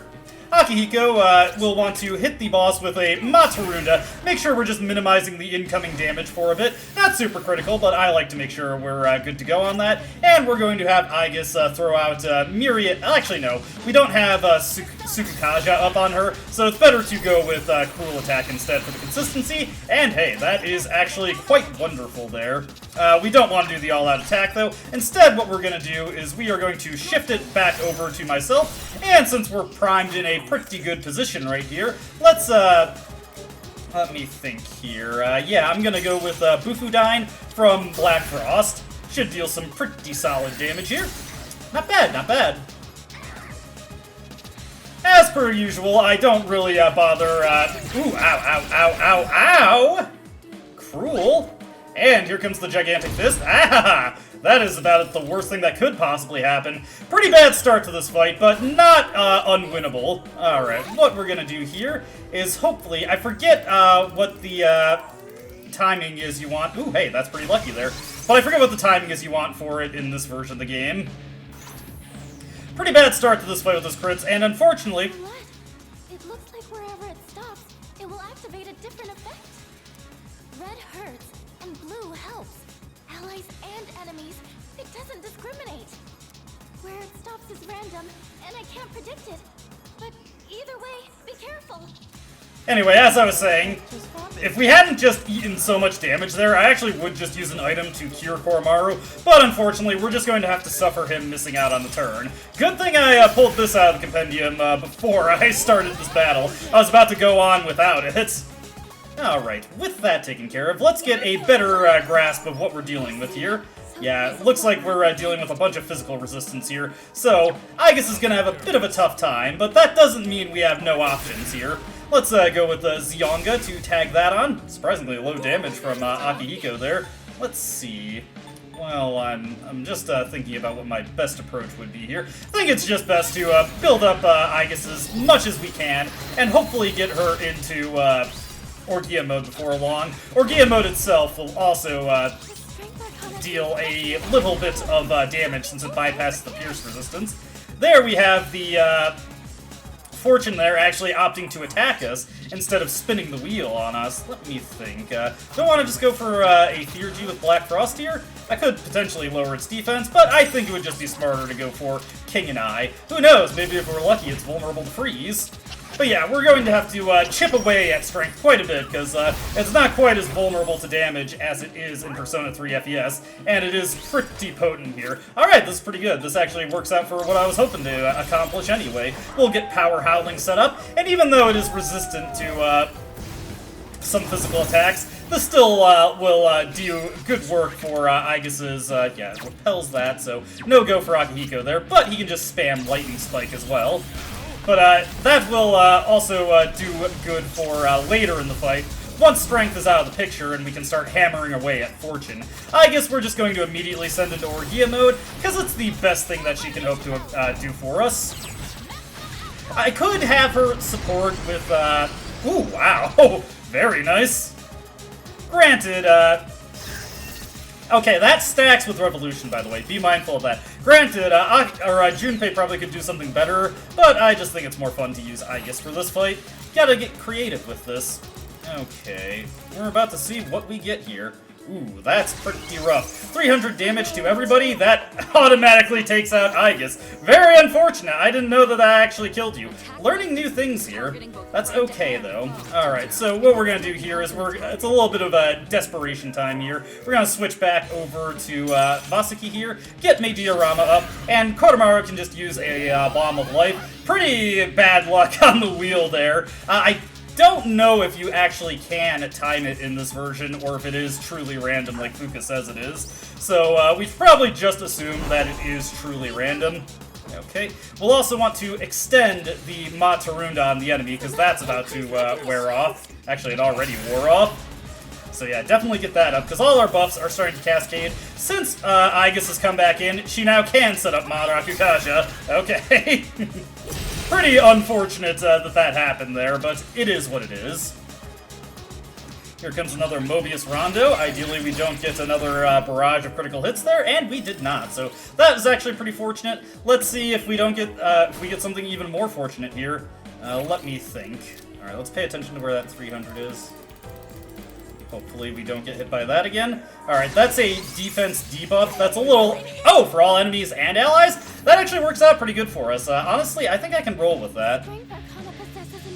Okay, so what we're gonna do here now is we're going to get Mob Tarukaja going up. We're actually just gonna... Actually, let me think. I just got my buff set up there, so I'm not gonna have Fuka do anything too fancy. Let's let's just go for the power charge Getsue we have here, since that's still in effect for us. Ooh, miss. Unfortunate, unfortunate. Let's see. We'll just have Akihiko do this. Should deal some pretty good damage, because we've now got the stack of Ma Rakunda and Ma Tarukaja in effect. And yeah, I'm just gonna go for the Ma Rakukaja here. Get that going once again, and we'll be sitting pretty. Gigantic Fist, not a concern at all. Look at how little damage Akihiko takes. That's the nice little perk of how good his defense becomes once Rakukaja is in play. Definitely gonna want to do some healing here. And yeah, this is why I don't really need to bring Yukari to do much, because the protagonist is just such a great supporter himself, so I'm honestly not too concerned about missing out on what Yukari can do for us. Yeah, I'm probably working to my own detriment here by setting that up, but again, it makes things... Oh, hey! Already got that charged up. Yeah, once we are able to get multi-targeting buffs going, you're going to be seeing a lot more Theurgies coming out from Akihiko, because he charges it so quickly when he has buffs in effect. As a bit of a trade-off, though, he does have to deal with the fact that his Theurgy charges relatively slow when he doesn't have any buffs in effect. Alright, here comes a heat wave from the boss. A little unfortunate, but I should be fine here. So long as this doesn't crit, and okay, it did crit, but luckily Akihiko actually managed to pull through and not get dizzied on that. Pretty fortunate. Okay, we need to avoid that 200, so ideally I don't get hit with that. Let's go. Okay, that should work out for us. What does that do for us? Magic strength for all allies and enemies increased. What is that? Did that give us concentrate? That indeed gave us Concentrate. Okay, well, I should probably heal up Akihiko, but I think it would be wiser instead to pop this off and just get this out of the picture. Might also be a good idea to throw up a magic mirror on the protagonist, or at the very least have him run something that is, let's just fire off Maraji on here. Have him run something that nullifies wind until the Fortune loses its turn. Actually, you know what? No, I'm just going to set up the magic mirror right now. Let's see here. Where are my magic mirrors? Your item inventory gets quite cluttered in Persona 3 Reload. Don't mind if I do. That will cover against any potential disasters we could come across. Too bad we don't have Ken to set that up for us. Sorry, I had a nasty hiccup there. Let's just do a... Or actually, no, let's refresh our Maaraku Kaja. Make sure it doesn't expire anytime too soon. I'm just biding my time here. There comes the Theurgy through once again for Aegis. Once we come back around to her turn, Koromaru should be getting his Power Howling soon. Okay. Oh, surprisingly, that actually did not benefit... what was it? Fortune there. Okay, what we're gonna do here is we're just going to re-up Mataru Kaja. Actually, you know what? This would probably be a good idea. Rangda serves another function here. Let's just re-up this, make sure we're not losing it. Attack boost extended. Let's do a Power Howling here to get that online. Since I already used the Concentrate on Koromaru, I could have used Hound of Hades there to get a little bit more damage out, but I didn't feel like that was super critical. Already in effect on Akihiko, but that is okay. We're going to want to lower the boss's attack once again, because I'm not 100% sure if I'm going to be able to survive it too well if it gets an opportunity to go. And we're going to have Aegis fire off Orgia mode again. Should get some pretty good damage going here, because the Racunda is still in effect, so should even be a little bit more than we got last time. Very nice. Alright, her defense is back to normal. Here comes the Gigantic Fist. Ooh, unfortunate. Let's see, as long as she goes for it. Nice! Now, here comes the... Okay, that's actually about the best thing we could hope to see there. I am very grateful for that. Let's, think here. I've got a couple, I've got Power Charge still in effect on the protagonist, but our HP is pretty low, so I'm gonna go for another Mediarama here. Just get everybody topped off. Koromaru, I'm gonna have him go for the Getsue. If we're lucky, he'll land a critical hit and maybe be able to shift it off to Akihiko, who could then finish the Strength off with his Theurgy. Will we get the crit? Nah. Can't hope for everything, but that is okay. We're gonna have Akihiko go for another Lightning Spike here. Not really concerned about keeping Theurgies in the bank for Fortune. Kaboom. Alright, what's Aegis gonna go for here? If I could have gotten Masuka Kaja up, I would definitely like her to see her use Myriad Arrows more. Oh, hey, that's actually really good luck considering we didn't have it up. It'll be nice once Akihiko gets access to Masuka Kaja, because that could be a very easy way to set it up. Alright. This should be the last Wheel of Fortune that comes out before Strength falls. Alright, once again, the only thing we don't want to see is that 300 HP. Otherwise, we're going to see Koromaru buy the farm. Okay, that's going to lower everybody's defense, but that is okay. That actually probably works out better for us in the long run. Okay, Effective Revolution ended. I'm not concerned about that. Everybody's in a pretty solid spot, so let's see here. Yeah, I think Bufudines with Black Frost, probably the smarter option than switching over to Rangda, who does have slightly better defense against what Strength can do.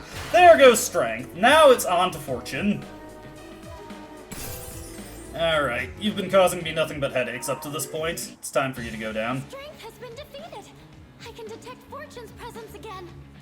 Your attack should land now. Indeed, and the fight becomes pretty similar to how it plays out in Persona 3 FES and Portable at this point. Though obviously, once again, we're going to start getting an unfavorable Fortune Wheel. We better play it safe. Let's just go for the Matarunda here. And at this point, Fortune does not have any physical resistances. At least I don't recall him having any of that. So ideally, Aegis should do quite well here. And, oh yeah! Now it's all coming online. Now you know why I'm bringing Aegis to these fights. Alright, this actually looks quite good. Let me do a survey real quick. Yeah, I still got my physical charge up as well, so you know what? Time to whip out the Okuninushi that I pulled out. We're going to go with Deathbound. Should get some pretty solid damage there. Oh, come on! Now that's just mean. That was a complete waste there. Go for the Getsue, Koromaru, I guess. Alright, and whoa! We're having terrible luck hitting this guy. Akihiko, show him what's for with Gigantic Fist. Thank you! Oh! Oh, okay. Settle down, Akihiko. Settle down.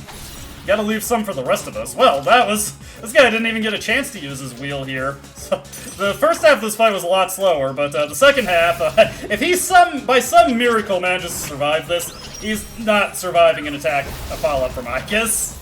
Okay, he did. Igus, you're gonna get the honors here.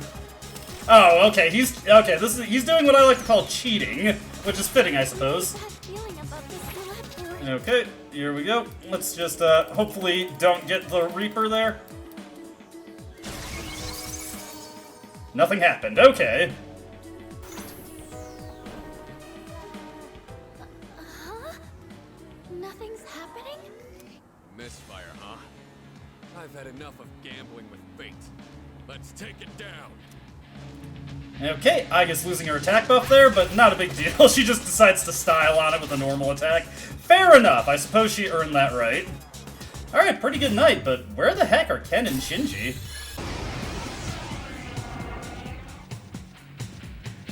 This is a tough one. Watch each other's backs. Now, I'm not too overly concerned about these guys because of the setup that we have going into it, but it still pays to err on the side of caution here. Remember, we're not invincible, so always take fights seriously, especially when you're not super clear on what they're capable of doing. I just want to make sure absolutely that I scan there. I want to set Akihiko to heal support, so he's using his debuffs. Junpei, so he can on heal support, so he can use Maraku Kaja. As for me, I've got a very simplistic game plan here. I'm going to fire off these Maragi Dines and just watch the Gonzo damage come out. He's got some Zeodines here, which obviously not much going against Akihiko. Yep, and the Hell Knights. That just lets us know what these guys are vulnerable to, and because Ken is not going for his Debog there, that lets me know that these guys are resistant to wind skills. Akihiko, unfortunately, does not have Matarunda at this point, or if he does, he's being dumb and not using it, so that's okay. I'm not overly concerned about that. Once Junpei gets Maraku Kaja onto the party, we should be pretty set to go. None of the damage coming out from these guys should be too scary. The main thing that would be kind of scary, I will have Junpei go back to attack, assuming these guys are not vulnerable to, or are vulnerable to slash kills. But the only thing I'm really concerned about, because they're using elect magic, is that we do have to be wary of shock coming out. Shock is guaranteed crits for them, so anybody hit with that is going to find themselves in a pretty bad way. Ken's doing surprisingly good damage with those cruel attacks. It's a very... there we go, Called it. Oh, he does have Matarunda. He really was just being really dumb. That actually helps us out quite a bit, though. Yep, here comes the heat wave. Ugh, that's brutal. That's okay, though. Hey, they are vulnerable to slash attacks. Okay, so that's coming back there. Hopefully, Akihiko will hit me with Diorama.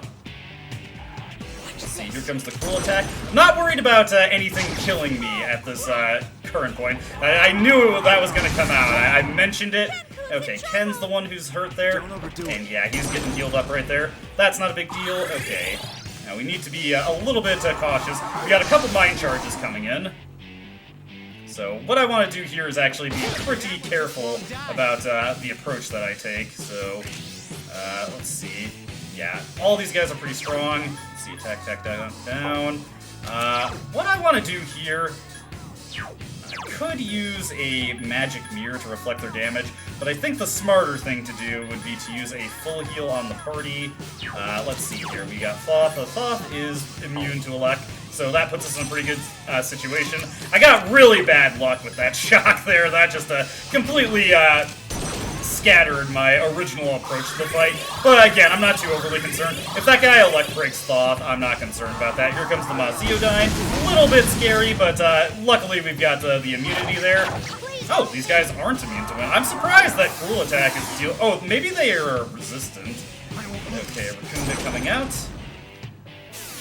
Not that that really matters. I was just commenting on that. A little bit of damage on Junpei there, but he's fine. We should be able to just go for the finishers here. That's that one down. Our defense is reverting at this point. I will put Junpei on heal and support, again, just in case. None of them have mind charges thrown back up, so I'm not overly concerned about that. Get Cert out here, and this should deal enough damage to put them at a critical threshold. This fight's going a bit worse than I was expecting, but I think in my practice playthrough, I was ridiculously over-leveled at this point in the game, and just was way over-tuned for this fight. I probably already had Cert at a really high point. Wave, that's okay, that's okay. High counter from Junpei there. Let's see. Akiko is in a bit of a rough spot there. Junpei's probably going to use a medical powder on himself because his HP is so low. The Elect Break coming back out from these guys. And yeah, that's what I figured he would do. Alright, let me think here. Do I want to revive Ken, or do I just want to keep going? I think I just want to keep going. The bosses in Tartarus simply don't give very good experience, so I'm not overly concerned about them hanging on here. Let's see here. I'm actually just going to have them go for the rush here. Okay. And I think I should be good to just go for an Agidyne here. Knock on wood that I don't miss. If I do, then I get a really embarrassing loss, but I didn't. Okay. Yeah, that went a little rougher than I was expecting, but it's not too bad. We get 3 Sword of Queens for our effort. This is a tough one. Watch each other's backs. Alright, just in case I send Aegis into Orgia mode, I'm just going to scan these guys, though I might actually just have her mostly stick to staying player-controlled, just so I have that option of getting Ma Sukukaja up. We're going to up the Ma Rakukaja, as we usually do. Always a good idea to get your defenses shored up. I would switch to Rangda in order to do a Ma Tarunda, but unfortunately she is weak to elect skills, so that would be rather unwise to do. Create a lot of vulnerability for my protag. Even though we don't lose a turn guaranteed, it's still a lot of damage to have to deal with. And we'll just have Yukari also hit Magarula. Or rather, use Magarula as her offensive option. Yeah, even though Yukari has a pretty decent magic advantage over Mitsuru, the fact that she's not able to stack buffs like Mitsuru can, or rather, not able to stack the supports or the boost skills like Mitsuru has. Mitsuru's working with Ice Amp and Ice Boost. Yukari is only working with Wind Amp, so her damage is just gonna be fundamentally lower than Mitsuru's, provided I'm giving Mitsuru the Agni or the Varuna bracers at this point. Getting rid of some of our electrical resistance there, but I'm not overly concerned about that. Hey, Ma Sukukaja already making its value known. Since I don't really have much in the way of good options, I'm just gonna go for Megiddo here. Megiddo spells in Persona 3 and the PS2 version of Persona 4, not anywhere near the level of power to justify their exorbitant cost, though I will admit that is slightly better than I was expecting. Alright, hit these guys with another Magarula. Nice thing about freeze is that it does mean that that enemy's not going to be able to dodge there. Here comes a pretty potent Maziodyne. Obviously, we've got Yukari on the healing there to make sure our team stays nice and healthy. Unfortunately, I wasn't able to get Aegis to level 51 to learn Heat Wave, which definitely would have been much more desirable for this fight at this point, but it's not a big deal. Hey, nice! That is a good bit of luck there. Especially because, Yukari's gonna lose out on her turn in order to heal up the party. Go for another Megiddo. I've got so much money at this point to spend on the clock, it doesn't even matter that there is a legitimate cost to restoring my party in this version of the game, so I'm just not at all concerned about that. Doing pretty good here. Let's get the Mediarama up. This should be more than enough healing. I don't really need the Divine Grace on Yukari. It'll be a little bit before we have a means to for getting that for Yukari. And by the time it is an option, frankly, the Femc is going to have access to Medea Rahan anyway, so it's really not that much of a help, so I'm not overly concerned about that. Nice, nice. That'd be even better if we had, what was it, Heat Wave at her disposal. I'm so used to Heat Wave in Nocturne, where Heat Wave is an absolutely dog water physical skill, one of the worst physical skills in the game. But in this game, I always have to remind myself that it's actually pretty good in Persona 3, and indeed most Persona games, where it's always a upper middle tier skill. And that was very smooth. I actually managed to get through that without anyone dying. Didn't have any inopportune shocks like I did in Persona 3 FES. Things have just been going really smoothly in Portable. Whenever I'm not having to deal with enemies that use multi-targeting physical skills, which, I mean, these guys technically have Heat Wave, but when I don't have to deal with that, it's always a much smoother sailing in Portable. Moving on to Reload. This, ideally shouldn't be too big of a deal, but again, we better take it seriously. I'm just gonna have Koromaru always open with some kind of multi-targeting move. I'm never really too worried about stuff being bounced back at Koromaru, just because he's immune to both of the things they can throw out. Those Madaraku Kajas are a little annoying, but not a big deal. Note that Mitsuru does not have access to Marakunda yet, so our best option for dealing with that, okay, they drain that. Here comes a Bufudyne from them.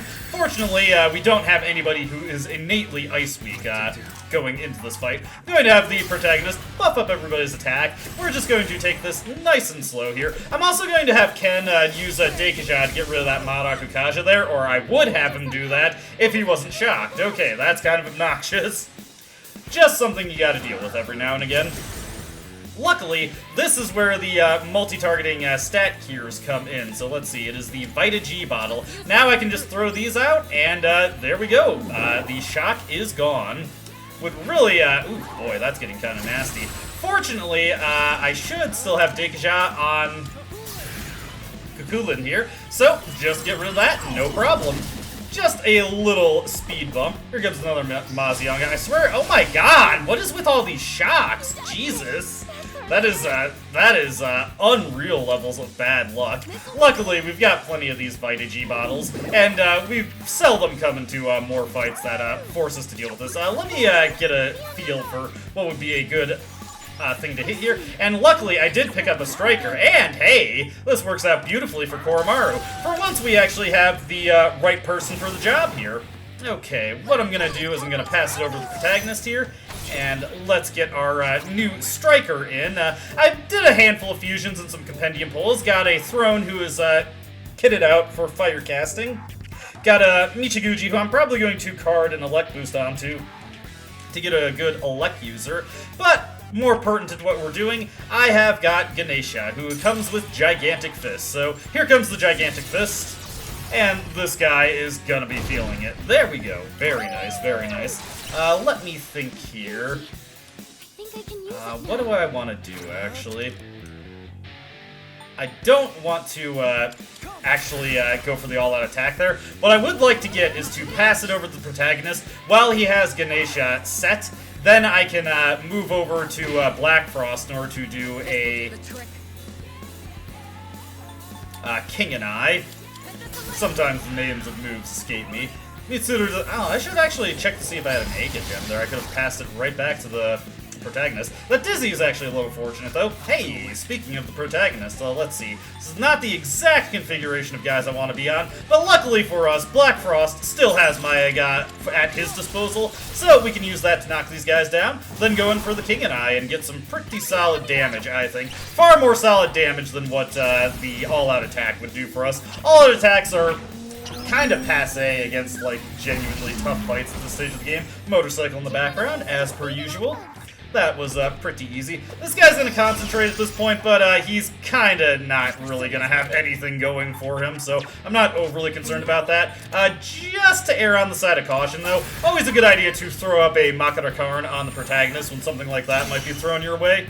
Remember, he's the only one where if he dies, that's it for us. So let's just make sure that is not a concern. We'll have Koromaru go for the Getsue here. If he gets a crit, that's cool. If he doesn't, he doesn't, and he didn't. Let me see here. This guy isn't, yeah, he's not immune to ice. So actually, no, let's hit him with Rakunda. Then we'll pass it back on to Ganesha, and then we will finish him off with a quick Gigantic Fist. I do have to be mindful that I could potentially miss this, but I didn't, and that's exactly the kind of thing that I set up the Makara Karn for. So, there we go.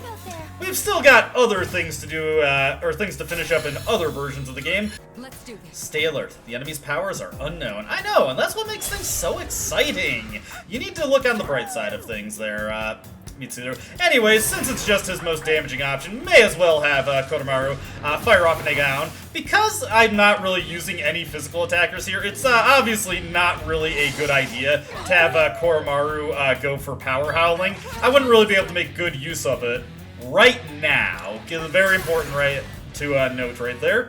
let's hit this with Raccoonda. I'm going to start with my usual rigmarole of getting my buffs up, just not worrying too much at the start here. Because that's Blade of Fury, we do actually want to err slightly on the side of caution, because remember, any critical hit this guy gets could just be a disaster waiting to happen, particularly with random hit moves like Blade of Fury. Okay, no weaknesses to speak of, so what I'm actually going to do here then is I'm going to have Kodomaru just go for some Getsues until we have a better way to set up here. Oh, hey.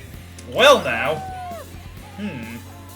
I think the most sensible thing to do in a situation like that would be to have Kodomaru just release the Hounds of Hell.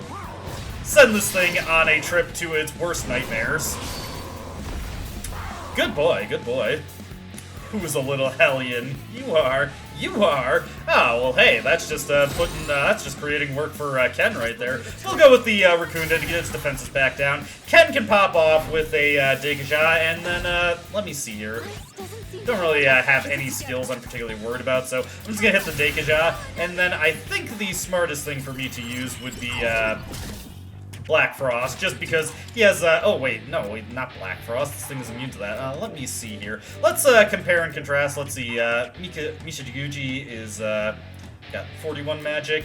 Throne has, 40 magic, just narrowly edges him out, so let's go for, the Zeodyne here.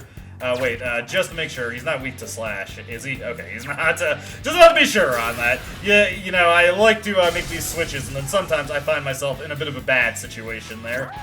Alright, go for another. Oh! Good boy! Good boy. Well, I was kind of concerned about how this fight might go. Not super concerned, but, you know, Kodomaru, he's coming through. That is the power of Getsue, that 15% crit rate. Every now and again, you're gonna go on a good streak with that.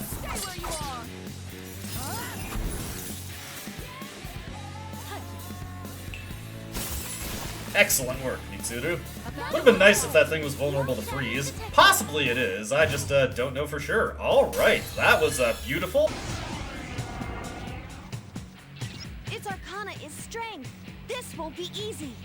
It could be very easy depending on what happens, because with Thor and Taki Mikazuchi, we are finally able to use Thunder Call, a very, very powerful fusion spell. It is a multi-targeting lightning spell that deals heavy elect damage and shocks all foes. And when it says shocks all foes, it means shocks all foes. It works 100% of the time, which was relatively balanced in Persona 3 Vanilla, where shock was not 100% crit rate. But in Persona 3 FES, they buffed it, and this was retained for Portable, so that it is 100% crit rate. Now, what's important to note is that, unfortunately, Junpei is not next in line after the protagonist. If he was, I could have Junpei tap this boss with a slash attack to knock him down. That would make Thunder Call super effective here, but unfortunately Junpei is dead last in the turn order. The game trying to mess with me. Maybe I could have brought somebody else, because this boss is immune to all other physical damage types, so we want to be pretty particular about how we got this set up. I think we'll just have Junpei and Akihiko go for heal and support to start out. Akihiko's just going to stay on heal and support, and let me see. What I want to do here is, I will actually switch to Cert here, not because he's going to be able to use Agidyne on this thing, but because he will make me immune to any fire spells this thing can do, though as you could imagine, it mostly sticks to physical attacks. So let's just hit it with the Biobracer's E-Bog. Ken's isn't quite as impressive as the protagonist at this point, due to lacking Persona that have, or just lacking as much strength in general, but he'll get there eventually, don't worry. Ooh, spicy, spicy. Junpei, I actually would have liked it if you, did something to, get me, up there. Raipatra would have been, much preferred. That's okay, though. We're in a bit of a rough spot because of what happened, but it is perfectly within, manageable parameters. What we're going to do here is we're going to have Ken, we're going to have him go to heal the support so that he'll revive Akihiko, and we are going to make use of our attack mirrors for the first time in a long while. We got plenty for this fight. Yeah, Deathbound critting there, definitely an unfortunate thing to have to deal with, but I'm not overly concerned about it. Akihiko might get taken out by the boss here, but it's not a big deal if he does. Ken can just bring him right back, and he decided to do something stupid there to my benefit. Junpei's going to go for the Maorakakaja. I should have taken him off of heal and support. That, again, is okay. Within parameters, with how things are developing right now, I'm going to have Junpei go to full assault again. Ken back to full assault. I'm going to bring out Throne here, since he has maybe a Rahan, can get the party fully back on their feet. We have Maraku Kaja in effect, and once it gets around to Akiko's turn, he'll probably make the correct decision and Tarunda the boss this time. Secunda could also help out. Okay, yes, there he goes with the Tarunda. Ma Tarunda now. He doesn't get to pick and choose between single and multi-targeting now, but that is okay because the multi-targeting debuffs aren't that expensive in this version of the game. Yeah, go ahead and just do that on the character who's not too badly impacted by that. Unfortunately, Junpei is deciding to be really obnoxious here. The boss also has high counter, and the AI refuses to attack anything that has high counter just because of the off chance that they will just knock something back. Let me try sending him to knockdown instead to see if that overrides that exception in his AI. Anything else I really want to do? Not really, so let's go for the assault here. I could set up a Mataru Kaja on the team. As you can see, because I was using Throne there, my strength was much more in line with Ken, so I probably should have switched back to Cert there, but I was just eager to get the assault back up. Here comes another power charge from the boss. I'm not too concerned about that. As long as the protagonist... Okay, yeah, he's just flatly refusing to do it. Unfortunate, but it's something we can live with. I probably should have kept Junpei off of Leviathan here. I just didn't know he was gonna flatly refuse to attack the thing. Let's get him back on heal support over here. While I'm thinking of it, we'll get Cert back in. His strength is so high just because I've been feeding those arcade games and some cards into him, so it deals really great damage against the boss. Here comes another Rakunda from Akihiko, which will help us out a ton for keeping up on damaging this guy. Alright, do some good damage there, Ken. Okay, he's going for another Vile Assault, and thankfully he decided to target somebody who just completely walled it out. Yeah, Attack Mirror's very good for this fight, helps us out a ton. Akihiko is off-cycle for getting Maraku Kaja refreshed, but that is far from a big deal. We've got this guy on the ropes now. Don't overdo it. Akihiko just giving Ken a quick top-off there. Nothing too necessary, though, and Ken will go in for the kill. Not too bad. The fight could have gone a little bit more cleanly. I probably should have used an attack mirror on the first turn, but I wanted to see what he would do. One nice thing about defeating this boss here is we get a Wand of King. Also pick up another level up for the protagonist. Very helpful. Its Arcana is Strength. This won't be easy. Alright, very important. Okay, yes, the boss is going after the Femc, so I can't employ the strategy that I was hoping to employ, which is using Thunder Call on it to shock it and deal some good damage that way. Instead, we're just gonna, let's see here, what do I want to do, actually? We'll go with Ares here, and actually bulk up everybody's attack, because ideally, I'm not gonna let myself get hit by a single attack from this boss. I plan on doing something pretty similar to how I was handling this fight in FES, or how I'm going to assume that I'm gonna handle this in FES. Now, that's not a big deal there. I actually kind of prefer it if he does that. Anyways, I'll go for the Masuku Kaja on everyone. It won't affect the Femc, but it'll still be just a little bit more evasion for everybody besides her. Let's blast off with Bufala here and start getting this boss's HP chipped away at. I don't really think I need to bother with healing off that little bit of damage there. We're still sitting pretty at this point. Okay, yeah, that's pretty good damage there, and let me see. I just want to make sure I'm not on something that is weak to fire. I could just use Cert for the protection there, but I don't think that'd really be necessary, so let's see. Nandi is weak to fire, Thoth is not though, so we'll bring him out and just fire off with Ziongas. Not that the potential shock there would really be that big a deal, but you never know, you never know. Oh hey, speaking of shock, if Aegis was going next, that might actually mean something. Let's see here, Aegis, I've got her on the railgun again, since, ooh, high counter, little bit of unfortunate situation you can't really account for there. High counter has a 20% chance of reflecting the attack, so it's a little unlucky to see that go through, but not also super unexpected. All truth be told, all truth be told. I do wish I had a stronger Elementalist at this point than Cert, but it's not going to be for a little bit until we get that. At this point on the calendar, I have not maxed out the Chariot social link yet, so I don't actually have access to Thor by proxy of Rio. I can just undo, oh, and he blocks it anyway. I did not know you could, proc high counter on an immunity. Okay, that's, interesting to know there.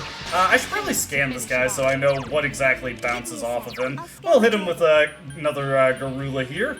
Should do some pretty good damage. And like I said, I can just undo his Ma Rakunda with the, Ma Rakukaja. So let's just go ahead and do that. Want to bring out Thoth for this. Oh, I'm already on him. Never mind, never mind. I'm paying a huge amount of attention here, as you can see. Yeah, there's not really anything too special to say about this guy in Persona 3 Portable. If I had a better turn order, I could get this going a little bit faster. Alright, just out of curiosity, I just want to check here. Is he immune to every physical type?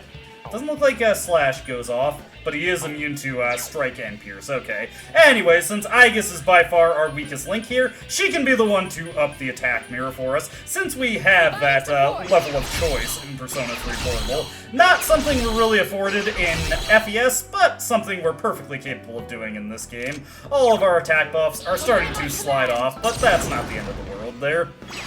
Just means the Buffalas are a little bit weaker. Get used to every boss in Tartarus going forward not having an exploitable weakness at this point. You're not going to get that easy of a ride anymore. Let's bring out Ares and bring up the Ma Tarukaja. And honestly, I should probably have him plop down the Rakunda as well, since the Femc, due to Cert being completely walled out and me not having any better options, I really should just stick to doing the debuffs there. Yeah, he is immune to that, so he's just gonna bounce right off of him. Not a big deal here. Make sure we're not missing here. We'll get the Masukukaja going. Any physical attacks this guy deigns to throw out are just gonna be bounced right back at him. Ideally, he throws out like a Blade of Fury or something to kill himself, but I don't actually know offhand what the exact spread of skills he has is. We should have this fight in the bag pretty quickly, though. Do I even want to bother with the Rakunda at this point? Yeah, I'll bother with the Rakunda. I'll bother as much as I please. As long as he doesn't have a power charge up, I'm not too concerned about what he might do. He's going for another Ma Rakunda here. That's fine, that's fine. I can just bounce right back to Thoth and undo that. Let's see if Aegis can't get lucky and get a critical fatal end here. Probably not, but yeah, probably not. But, you know, always worth it to shoot for. Mitsuru is going to blow that damage right out of the water. Fatal end is long since past the end of its rope here, so it's not that helpful. But yeah, not too complicated. Yeah, I'm imagining he's going to have shown off a more diverse array of skills in this version than he did in FES. Well said, Yukari, well said. We need to get these guys the heck out of our way. Let's see here. I honestly am kind of tempted to use Revolution, but maybe not. Let's play it a little bit smarter than that. Now, I don't have Akihiko in here, so I don't have his ability to Mataruna the enemy, which is already proving to be a little unfortunate. Let's have Yukari top us off. I probably should have done that before the fight started, but you know, I don't always make good decisions like that. Okay, here comes a Mazuyanga, and wow, I picked, like, statistically the worst team possible for this. That's a disaster and a half. That's okay, that's okay. We have options for working around this.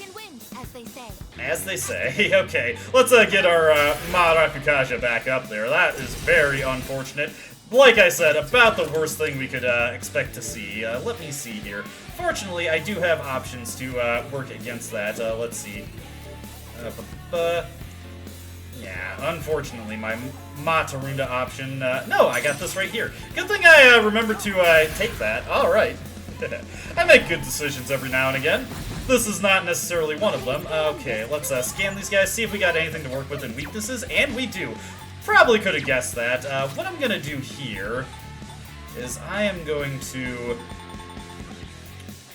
Good question. What am I gonna do here? I think the smart thing to do, let's use this first aid kit medium, get some HP restoration going on, everybody. If these things do Ma Tarukaja again, that helps out for us. Okay, no, that's also fine. Let's see.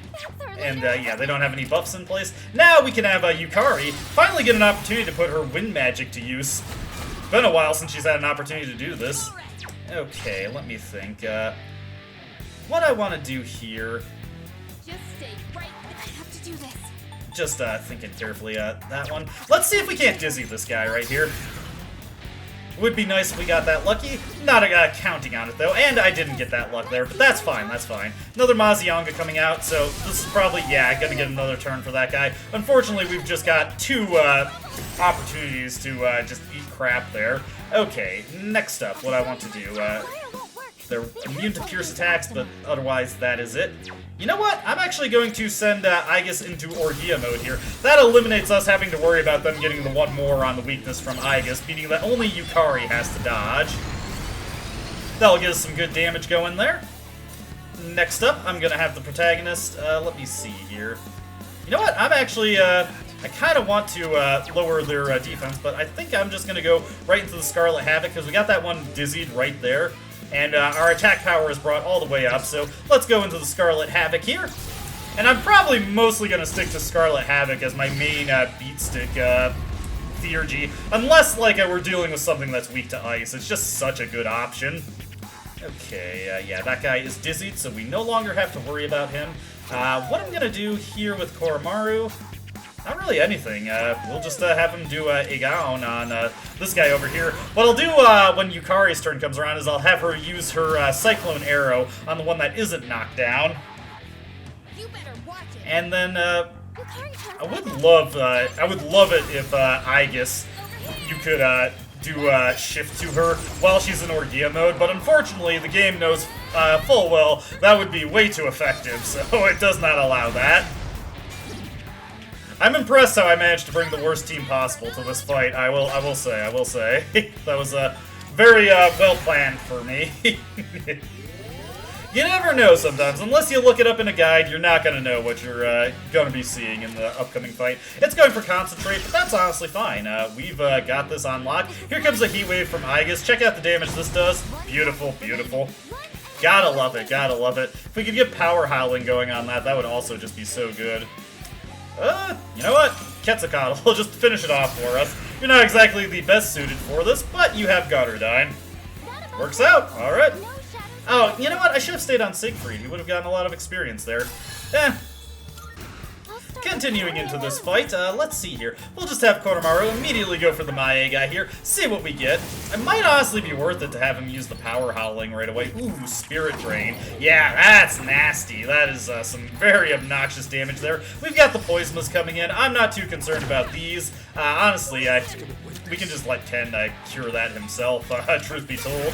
We'll have Akihiko go for this. We'll just feel these guys out until eventually we figure out what might be good to do with them. Remember that I've got basically full coverage with the protagonist here, so I'm not too concerned about what these guys are capable of.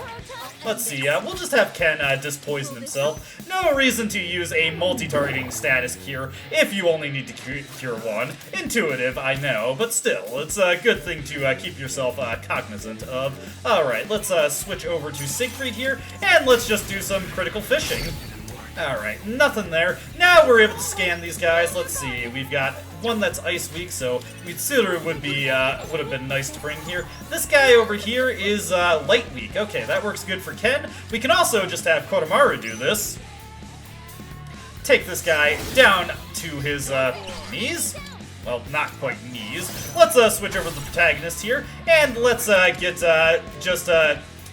unload with Black Frost here. If we're lucky, we might even be able to get our Theurgy charged up from all the damage that we're doing here. Probably not, but you never know, Or at least I never know, because I don't pay good attention to what I'm doing here. You know what? Let's just go for the all-out attack here. Why not? I don't typically use all-out attacks just because they're not exactly inspired damage, but it should be enough to take those snakes down, and it was. Now, this works out pretty well for Ken here. Let's just heal up the protagonist, because he can knock it down with... Actually, you know what? Let's do something a little unusual. Well, let's let Koromaru probably, dodge. Koromaru is so evasive when Tsukukasha is in effect. Let's actually do something we don't typically do with Ken. Let's have him throw out Divine Retribution. Because he's under the 50% mark for his SP, he's gonna charge up his SP very quickly. This isn't gonna do super huge damage, but it's fun to see. We're not gonna do all-out attacks because we can just do so much more with our other attacking options. Gonna pass it back to the protagonist here. Okay, no Scarlet Havoc prepared, but we can just keep firing off Bufudines here. When this thing is down on the ground like this, huge damage coming out from that. And yeah, just keep firing away with that. Eventually we'll get our Theurgy, but I might save it for the next fight. We've kind of got this one in the bag, so it'd be a little overkill to just do more than what I am. Oh, whoops. I should have paid a little bit more attention to what I'm doing there. We'll save our Theurgies for the next battle, though. Now, let's see, this guy is not immune to Gigantic Fist, so we'll do that.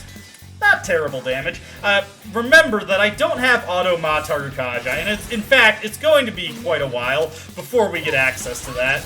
Here comes another Kogaon. We may have to use an SP restorative on Ken in the near future, but again, that's not something I'm overly concerned about. Again, I don't really need to use my Theurgy here, so I didn't even have it anyway. So we'll just fire off the Bufudine, and there we go. Nice, clean 200 damage. Once we get Ice Amp mixed in, it's gonna really take off. Maybe I should have switched to Siegfried. Okay, we got the Invigorated Gigas, or Gigas, sorry, getting my Earthbound references mixed in there. This is one moment where we've got this single target here. It's quite helpful that Koromaru just instantly nerfs his agility, so we also have Tsukukaja in effect. That's working out very nice for us. Let's see, here comes a Heat Wave. Nothing too bad there. A little scary, but I'm not overly concerned about it. Let's see here. I should Matarunda. We want to take this guy relatively seriously. What's coming up for Ken here? He doesn't have Divine Intervention yet, so we'll definitely want to heal up. And I'm actually going to have the protagonist switch over to something with Ma Tarukaja, get the entire party's offense buffed up so that everybody is dealing pretty good damage. Wasn't super critical for the last few fights we were doing. We'll do it with Strength, or not Strength, White Rider here. And now we know what this guy is vulnerable to, or we will in the near future. Okay, so he's not the resistances I would have called for him, but this actually works out pretty well for us once Divine Intervention comes in play. Let's see here. We'll just have Koromaru go with Getsue because, well, we get that kind of thing right there. Helps out immensely when we get that kind of good luck. And you know what? I'm actually going to have him use Power Howling on the team here. I think we can make this work.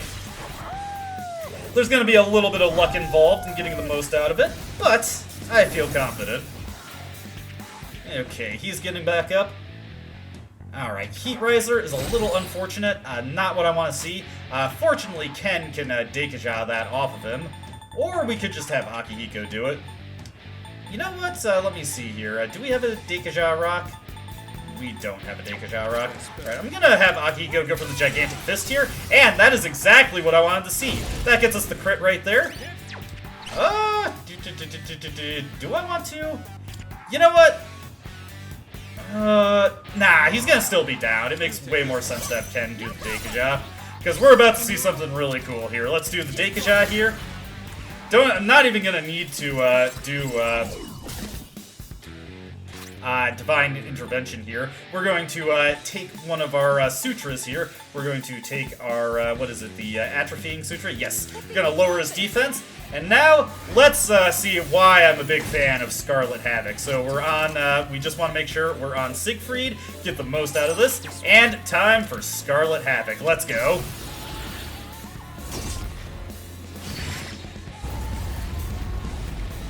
Look at that damage! Oh my god, unreal. That was beautiful.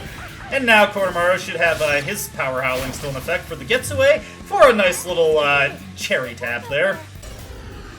Alrighty. Oh no, Minotaur too. Could have sworn I saw a V in there. Or is that a 12?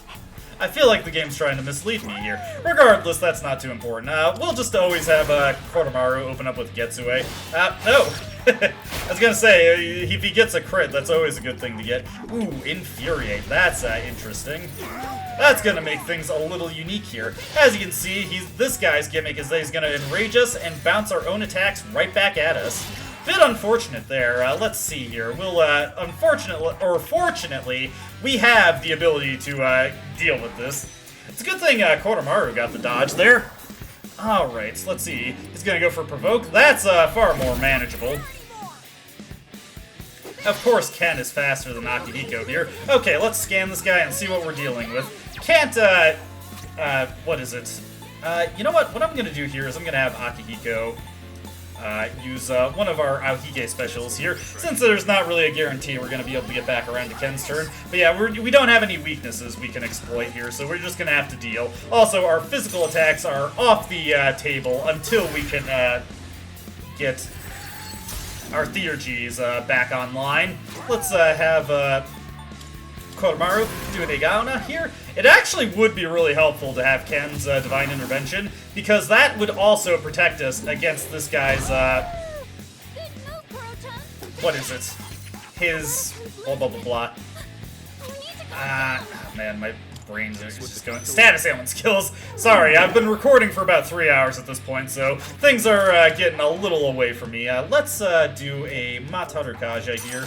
I don't know why, I just feel like White Rider is the most efficient way to deal with this. The nice thing is, once our Sukukaja expires, we can also re-extend that with Akihiko. Okay, so we're down there. Let's go for the Igaon from Kodomaru. Just a little bit of damage there.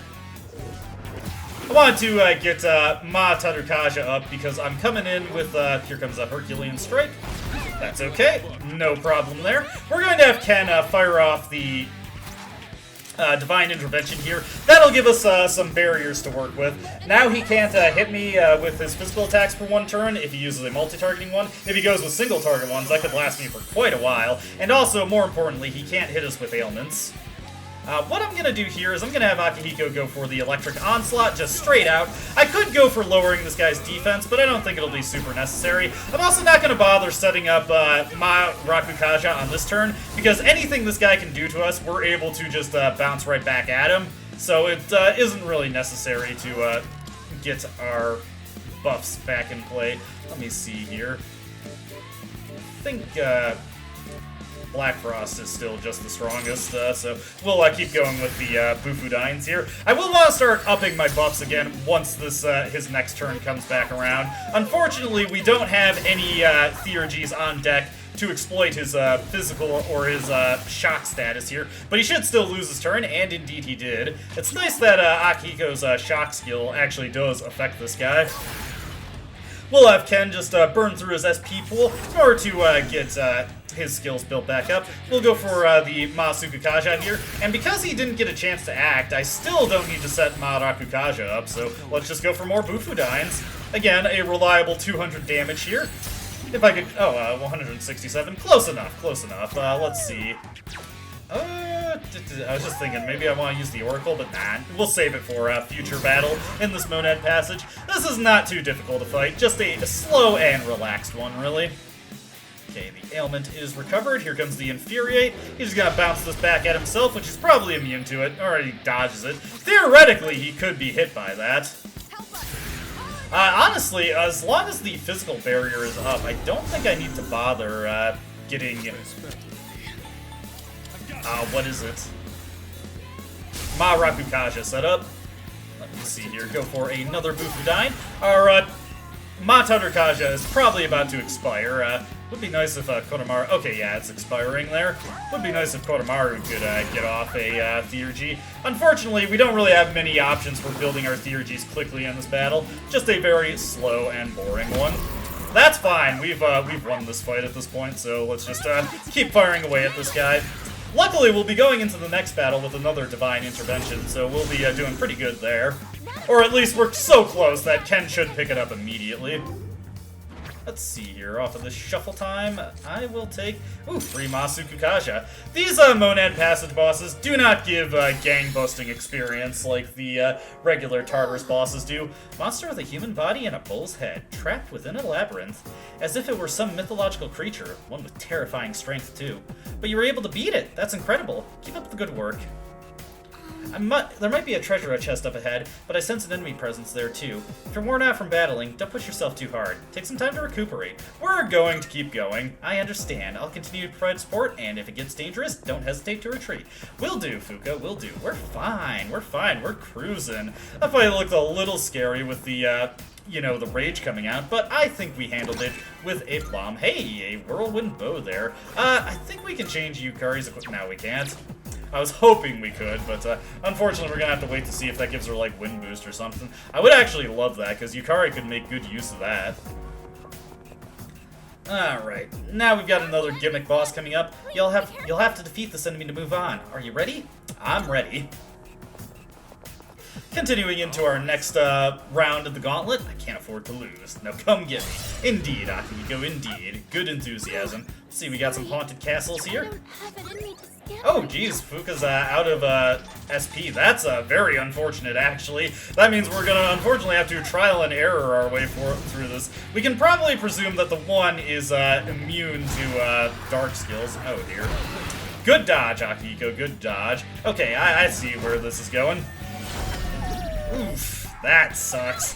And another one's gonna come right at Kotamaru. Yeah, when you get into situations like this, it just can absolutely torpedo your, let's see, the spiritual castle. We want to go against the haunted castle here. It might actually be worth my while to just set up divine intervention right away. As a matter of fact, yeah, that's what I'm gonna do. Just to give myself a little bit of stability on the fight here. Make sure we have just a little bit of coverage for a couple turns. Okay, now I need to get a little creative here about how I want to deal my damage. Let's see. Nice, good critical. Okay, so we have Iga here. You can use that.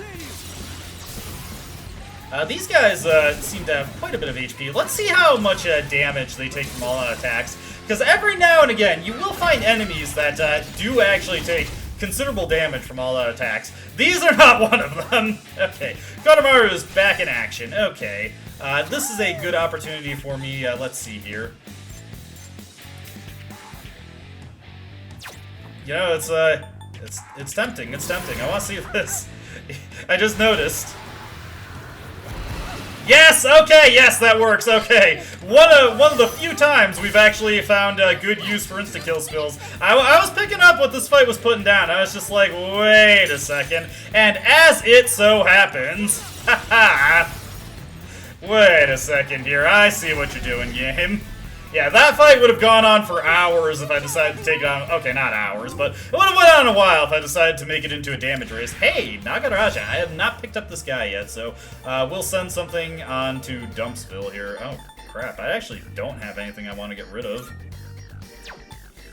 But I need to get him for the compendium. Sorry, Quetzalcoatl. I would have liked to let him passively gain experience and, you know, another growth-free fusion option. Black and white castles. Aren't there similar pieces in chess? But black and white would be on opposing sides in chess. Why would they team up? Well, regardless, you're able to checkmate them easily. Let's keep moving. Indeed, indeed. I almost let that become a problem. There might be a treasure chest up ahead, but I sense an enemy presence there, too. If you're worn out from battling, don't push yourself too hard. Take some time to recuperate. No! That's not what I wanted to do! Now we get to walk all the way back. That's not... No, we're doing this honestly. Okay, let's continue on. Thankfully, there is a jump to furthest point option. The game is trying to troll me there. You saw it, you saw it. I immediately went to the teleporter. I did not save my progress. We're still doing an honest one-shot here. Okay, the game's trying to ruin it, but hey, Memoir 6. Time has come. Tomorrow the Prince of Salvation will be born. I shall leave my pen and document in the sealed cathedral, which will become a land of eternity once the Shadow's effects reach their peak. Fascinating, fascinating. Love these new little expositional documents. Red shorts there. I don't want to think about that. Let's continue on to the next boss and see what kind of gimmick we're faced with once again. I also should probably remember to recover Fuka's SP real quick, so let's use a... instant curry on Fuka. Actually, use an instant curry on just about everybody here. Who knows when we're going to run into somebody who can drain our SP with Spirit Drain again. That has been proven to be something of a problem. Over here, we've got a Champion Knight. Please make sure you're fully prepared for battle. Me and Fuka are just layering on top of each other. All right. I'll take you on. Ken's got this. Ken's got this. Okay, what do we got to deal with here? An Intrepid Knight and a Change Relic. Okay. Oh, let's have Koromaru go for the Maega here. I'll probably have Akihiko throw up Matarunda once his turn comes around. Okay, that was nothing. Here comes Masakunda. Hey, that's rude. Very rude, in fact. Fortunately, we do have the means to, let's see, identified weaknesses. Oh, so it's probably like that previous boss we fought. Let me think here. And now? Probably can't expect much from that, but hey. I'm actually going to have Akihiko set up Ma Sukukaja. I was going to have him go for the Ma Tarunda there. Let's see. Next, we're going to have the protagonist throw up a Ma Tadurkaja for the entire party. I'm probably going to have Kodomaru use Power Howling there. We're probably going to see one of our weakness get struck, but that's not a huge deal. Let's scan these guys. This is exactly what we gave Fuka some SP back for. Okay, so nothing special to work with here. Let's have Kodomaru set up the Power Howling. Now, gonna use an Atrophying Sutra on them to get the most out of Scarlet Havoc. Would also be nice if I could get Revolution going, but that's another thing that, you know, I can't guarantee that. This is coming through. Luckily, we are pretty well defended there. Here comes an Egaon. That's gonna... a little rough for Ken there, but that's okay. Agidine coming out, and that's just completely wasted on Kodomaru. He doesn't care about that at all. Let me see here. Next up is Akihiko's turn. We're just gonna have Ken do the Diorama here, and once he comes back around to his next turn, he should probably be able to get Divine Intervention going. Let's see. Akihiko can use the Atrophying Sutra for us. It's nice when these things can come in handy. Get both of these guys, and then we're going to switch over to Siegfried to just fire off the Scarlet Havoc. If we're lucky, we'll get a crit. If we're unlucky, well, it's not a big deal.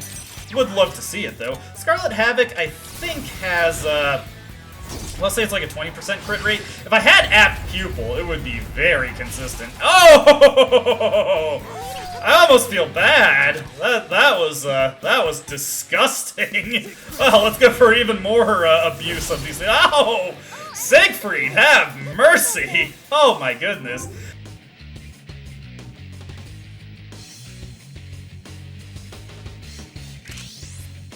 These two are serious. Fight hard. Alright, starting things off in FES, as per usual, this fight is not going to last very long. I'm going to set everybody to knockdown, although realistically I should only need to do this for Ken, but I'm going to set everyone to knockdown for safety's sake anyway. We are going to switch over to Thor immediately. Make sure you have Take Mikazuchi in your back pocket, because we're just going to hit these guys with Thunder Call to start things out. Thunder Call is a multi-target, reasonably powerful elect spell that has a pretty nice property to it. 100% chance of shocking the enemy. A shocked enemy is vulnerable to a critical hit 100% of the time, so if we have Ken just knock both of these clowns down, we can immediately go into an all-out attack. Here's our chance. Let's do it. Understood.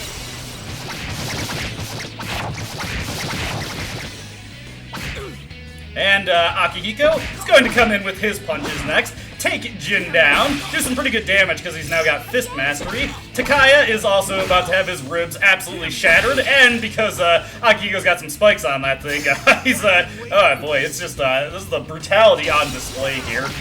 I didn't bother to go over my party composition for FES because it doesn't really matter too much right now, but I am going to dedicate a brief bit of time to doing so once we get to the Full Moon Shadow. As you can see, Takaya gets to survive with 1 HP once we deplete him, but Junpei comes in with a Blade of Fury to finish him off, and yeah, that fight is really, really easy. Strega is infamously not very complicated.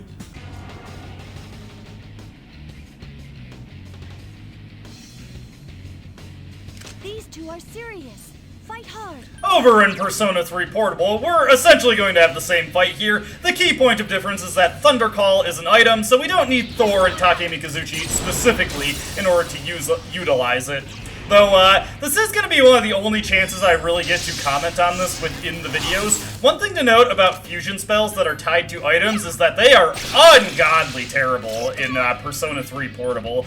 They are not coded to recognize if you have elemental boosting passives, such as boost and amp skills, relevant to the element that they utilize, so their damage tends to be way weaker than just using the spells with those corresponding passives on dedicated personae. They are not worth picking up at all. Anyways, Jin and Takaya, once again, very, very easy to take down. They really don't have too much going for them. The only way I could make this fight even easier is if I got better weapons for Mitsuru and Yukari, but that really isn't necessary. I also forgot to switch on to Thor, as per usual. So, I wasn't able to make super effective use of him there. Once it comes around to Aiga's turn, and she hits these guys with Heat Wave, it's just gonna be GG for them. Nice word from Takaya there, or Jin there. The only other thing, I'm not really going to dwell on my setup too much. It's mostly the same as it has been. As always, I have Yukari equipped with the Vayu Bracers, but that can potentially come in handy for the upcoming fight. Otherwise, last time we've seen the equipment of my characters, it's more or less the exact same as it was for Portable. Anyways, let's just blast this guy in the face, and there we go. This can't be.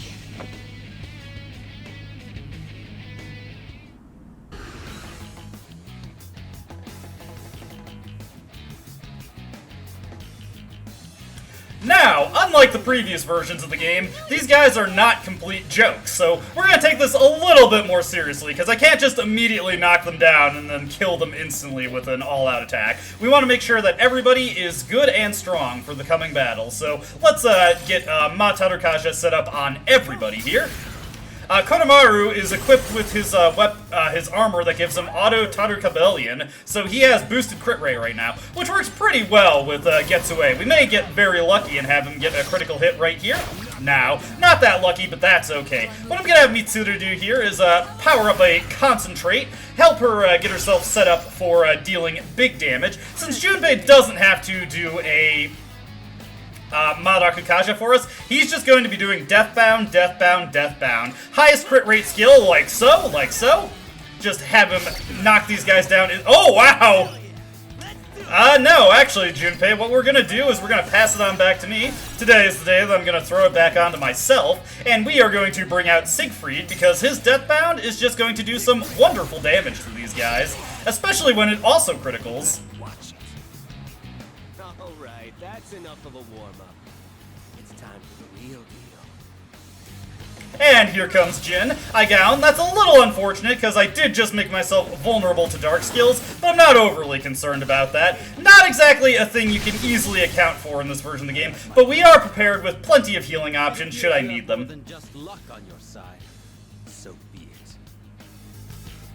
And here comes Jin with Gutterdyne, more than likely going after Junpei there, but he got a nice clean dodge. Now I'm gonna have to get some healing going on myself here. Let me see here.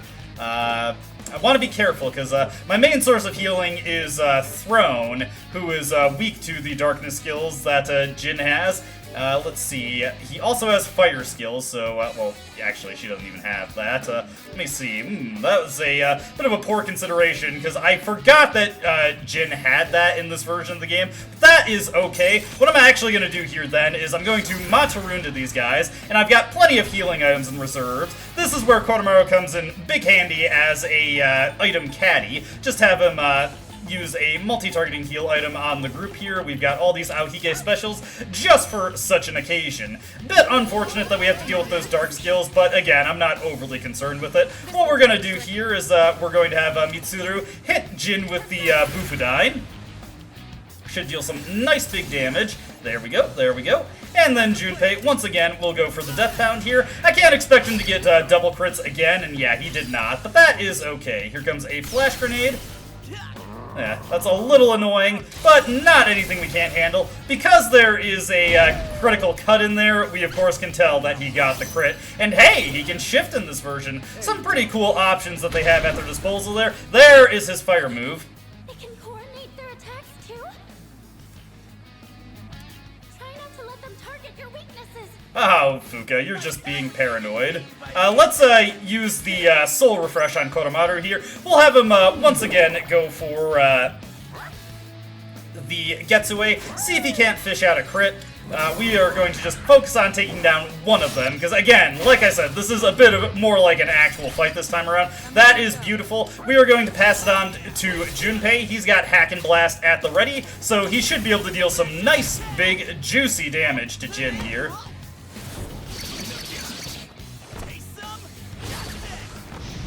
Not bad, not bad. Pretty good stuff there. Let me see. I'm going to have Mitsuru use another...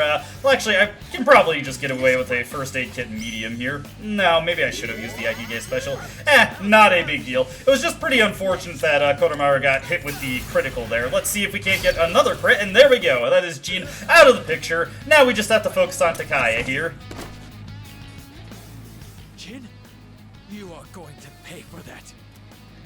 I don't think you're gonna have much luck. Here comes a evil smile from Tziah.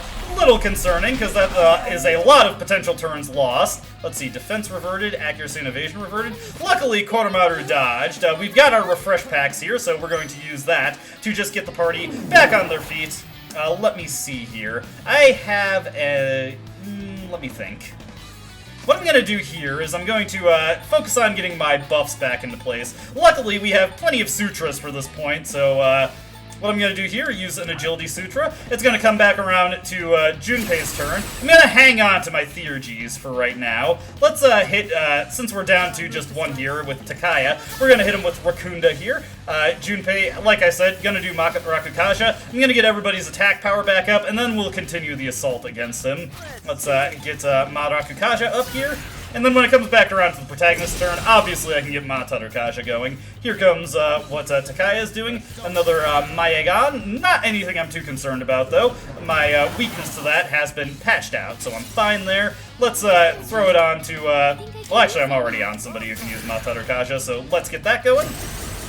Well, like I said, we're going to save Koromaru's Theurgy for the next boss fight, because we do have a Shadow coming up, so good idea to keep that in reserve for that fight. Let me see here. I think what I'll do with Mitsuru is have her use an Aokige special, just to make sure that Junpei doesn't get taken out after he uses his next Deathbound. Nice little thing about having all these items here. Always keep yourself stocked up on items. They are so useful in this version of the game. Okay, let's go for the Deathbound. If we're lucky, Junpei will crit. If we're unlucky, well, like you saw there, he didn't. Here comes others with the same power, and what difficult opponents they are. Look at how you squander your potential. It's beyond comprehension. Oh, Jin. Or not Jin, Tziah. No wonder you only have two friends, and honestly, they're quite fair-weather alliances. Also, that's very rude, but luckily I got a spare one of those when I was exploring Tartarus the previous night, so we're all good there. Now, I'm saving the rest of my team's Theurgies, but the protagonist, let's go for a Scarlet Havoc here.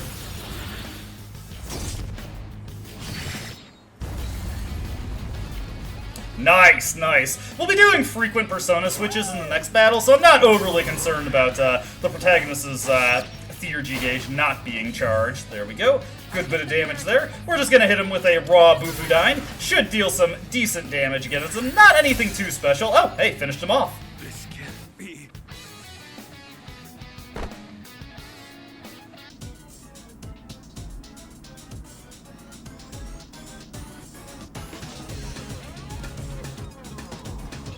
I think that floating thing is your main target, but it's out of your attack range. Give me a minute. I'll see what I can find out. No need, Fuka. What we need to do is destroy those 3 statues, and that will cause the boss to drop down, and we can beat on him. Let's get our tactics set up real quick. I'm going to put Junpei... Actually, I'm going to put everyone on heal and support for this first turn, because it really doesn't matter what these guys do. I think the one on the right is the one that I want to scan, just in case, though it should not matter. Now that that's taken care of, let's switch over to Cert, and we're going to blast off on these guys with Maragidine. Now, one of them is immune to fire. However, not all of them are, and this Maragidine should be strong enough with Automataru to kill them. The one that isn't, or the one that is immune to fire, is vulnerable to all other elements. So I can have Ken whack them with Gibog to ideally finish them off. It shouldn't matter too much if he doesn't. I can just keep the rush going in order to ensure that the thing dies and the boss gets dropped down.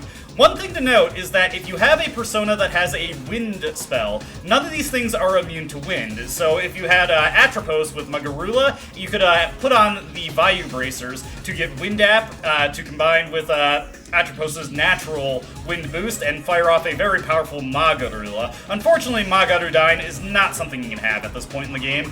So let's fire off Maragidine, see how much damage we do here. There we go, that's more than enough, that's more than enough. That's 2 statues down. Ken is going to whack this one on the left with Gibog. It's the one that I wanted to scan, but I didn't remember which one was actually immune to, what is it? Fire. As you can see, Gibog with the Vayu Bracers and Mataru, more than enough to finish these guys off. This all-out attack should deal some pretty good damage here. Yep, very good, very good. Akihiko is going to be cycling through his debuffs. I've got Junpei on auto healing and support to make sure he has Maraku Kaja set up for us to ensure that we're taking the least damage possible. Okay, since we did enough damage to him, he's going to immediately go into summoning another batch of statues, but we already know that, oh, never mind, wrong thing. These things, what he can do is he can prime them to explode on you. Otherwise, they are pretty negligible threats, so let's see here. Yeah, honestly, there's not too much I have to worry about. I would whack it with Leviathan, but it shouldn't really matter, or rather, I'd rather get the mini shadow taken out, so we'll use Maragidine there. Unfortunately, get a miss, but that's not a big deal. If we could get Secunda on this guy, that would help out. Okay, Secunda, and we are going to go into Rush to make sure that Junpei whacks it with Leviathan. Get 400 damage there, not bad. Here comes the Nakasha Arts from this guy. A little scary, but that's what we have Ken on healing for. Now I can whack it with Leviathan myself. There we go. He's gonna diorama himself, because the rest of the team is not exactly under the threshold for his big damage. There we go. Akihiko's hitting it with Matarunda to make sure that it doesn't actually kill us. I do have Junpei equipped with some shoes that reduce stumble, which will help him out in avoiding some serious damage from this guy. One thing we do have to be mindful of is that, okay, that's not too bad, is that our Mataru Kaja could stand to run now, and it is indeed doing so. So what I'm going to do here is I'm going to play a little bit more defensively. I'm going to set up an attack mirror here. Let me just look at Junpei real quick. I can just have him rush, and I'll probably have Akihiko do the... No, actually, I can have Akihiko do some healing. Set up an attack mirror here to make sure that Akasha Arts doesn't cause any serious problems for us. Then next turn, I can do a... What is this? Blah, blah, blah, blah, blah. I can do a Mataru Kaja to get everybody's attack power back up. Let's see, here comes... I should have actually rushed there with Akihiko. Whatever, I can do it with Junpei here. Okay, Maraku Kaja is expiring. Unfortunately, he did not go for the mini shadow there, but I'm not overly concerned about that. So here's where the boss is... Oh, he's gonna God's Hand. Alright, if you want to kill yourself, that's all fine by me. Okay, our defense is reverting. We still got Junpei on heal and support, so he will get that set up for us. I gotta remember what I have that actually has Mataru Kaja. Not Thor. Not Throne. I know I have something, not you. Let's see, was it Hecaton Kairis? No, I swear I had something. Am I completely misremembering that? I'm probably misremembering that. I got Maraku Kaja on cert, but no Mataru Kaja. That's not the end of the world, though. Let me see. Let me think just real quick about what the smart thing to do here would be. Sojo. Yeah, he doesn't have that. I guess we'll just go for attacking then. It's honestly not that huge of a deal. We'll do this right here. We'll let Ken get some healing onto Akihiko there. And we'll just keep everybody on heal and support to make sure that we're doing okay here. The attack mirror is still up on the protagonist, and he's the only one I'm concerned about if he gets taken out, so I'm not gonna sweat it too much if nobody else has an attack mirror. Akasha Arts does have a high critical hit rate, so you do have to be mindful of that. His hit and evasion rate has reverted. Not a big deal, though. Yeah, that's fine. Oh, okay, I guess we can just go for finishing this guy off then. Let's whack him with this. There we go. I'll let Ken get some healing onto Akihiko here. We'll let Akihiko Secunda it, and then we'll go into Rush to make sure Junpei actually whacks it. And one more hit should do it. His attack is reverting, so we gotta be careful of that. Oh, he might actually just kill himself here. Yep, there we go. Couldn't have finished that better. Oh, no. Gotta get... Okay.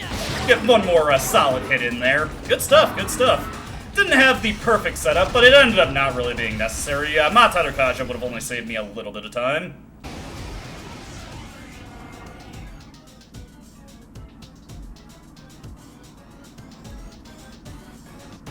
I think that floating thing is your main target, but it's out of your attack range. Give me a minute. I'll see what I can find out. No thinking on that necessary, Fuka. I already know what to do. Anyways, this fight's largely going to be the same as it was in FES, but you know, gotta show it off. Though actually, I can do something that I forgot to do in FES. We unlock Fuka's Oracle in this game, and Oracle absolutely sucks. Invoking Oracle. But we'll fire it off just to see what happens. Okay, yes, yes, yes! Thank you, Fuka, thank you. Let's see here. I don't know if that actually did anything. It said it reduced our HP to 1. That didn't seem to do anything. Okay, well, let's go with Maragidine here. There we go. That's 2 of the statues down. And that is that guy rattled. I genuinely don't know if that actually did what it was supposed to do. Let's blast it with Garula. This is what I meant with it being helpful for Yukari to have the Bayou Bracers here. As you can see, even with Garula, with that 50% boost in her good magic stat, especially because I've got her equipped with the magic sandals for an additional 3 magic, that does some pretty good damage for her. I'm probably never gonna upgrade Mitsuru and Yukari's footwear beyond the magic sandals unless I get something really better, or tremendously better in terms of magic, because it just doesn't really matter. I don't care about their evade, really. I kind of do go with consistency. Like this. We're going to throw up these attack mirrors here. Anyways, with that taken care of, what I am actually going to do here with Aegis, something we haven't really done with her before, is throw up Masuku Kaja. Give us some additional accuracy here to make sure that we're not whiffing our strikes too often. You know, Aegis is sort of the buff bot counterpart to Akihiko's debuff bot. Anyways, with that done, we can now just tee off on this guy with Agidines here, with Tarukaja boosting us up here. Should deal some pretty good damage. I don't need to heal up. And Mitsuru is going to be our item caddy for most of this fight, just because she is the optimal person, in my opinion, to be using the attack mirrors. There's not really anything else she needs to do. Maybe I could have Aegis do it instead, because Bufala's might be stronger from Mitsuru. We'll just have to see how Heat Wave does for Aegis. Heat Wave is flatly stronger than any other physical skill she has, and it's a little bit stronger than her attack there. Criticals do not knock this guy down, so don't be hopeful for that. Alright. Looks like he's summoning up another little guy. We're not going to see these guys get primed for explosions. Summoned another shadow. But don't worry too much about that. We will actually get an opportunity to see that in play. You'll see later. You'll see later. For right now, though, we're just going to focus on taking this guy down. He didn't actually break our attack mirror, or our Tetrakarn, so we can actually focus on just dealing some damage to him. We're not really going to have a good benchmark for how Bufala compares to Heat Wave, since, well, I just got a crit there. Okay, a crit from Heat Wave is about 60 damage, well, 50 damage, more like it. Stronger than a ice-boosted, ice-amped Bufala from Mitsuru, and then we got 211 there, so that's like a 50% bonus on critical hits. Not bad. Maybe like around 40%. It all depends on the damage rolls, really. I think Ma Tarukaja, yeah, is expiring here, so our attack power is going to be a little bit lower, but now that I know that Yukari is actually capable of one-shotting those statues, should they happen to come back, that's actually pretty handy for us to know. Let's keep blasting with Garulas, and if I have a Fierce Sutra, I may just have Aegis use that, since it's it'll be a little bit more convenient than having to wrap around to the Femc to do it. We can just go right back into casting those super powerful Agidines. Yeah, this fight's going pretty simple. Only thing we're lacking is the debuff support from Akihiko, really, so do we have a Fierce Sutra? Do I have a Fierce Sutra? I do not have any Sutras. Okay, so nothing going there. Let's just go for another Heat Wave then. Why not? Why not? And whiff. Masuku Kaja can't always guarantee that for you. And I'm not too concerned about Aegis getting taken out there. What we're going to do is we're going to switch over to Ares, since I did set him up with Mount Tarukaja. I wanted to make sure on that, because, like, I was, as you saw in the FES attempt, I was like, for sure I got Mount Tarukaja on something. Nope, nope, nope. I was pretty sure I had it on Ares, though. Not overly concerned if I didn't have that. I'm actually going to just take this opportunity to heal up Aegis here. I suppose I could have scrolled down to Diorama, but just feeling a little bit lazy there. We'll have Mitsuru do her Bufala, and Aegis can get the Masuku Kaja back up on us. Make sure that we don't suffer any misses with the rest of the girls. Okay. Get Masuku Kaja back on, and we'll be ready to continue with the onslaught. It would be really nice if he used another Akasha Arts, actually, because we can just, yeah, bounce it right back at him. I guess dodge there, very nice. Actually got quite a few hits there, so that's pretty good. Pretty lucky way to deal with that. Yeah, as you can see, since this guy just sticks to physical attacks in FES and Portable, you really don't need Madaku Kaja. I was being a little overly cautious by setting that up. You can just throw up attack mirrors to bounce everything he does back at him, and you kind of got this fight in the bag when you're doing that.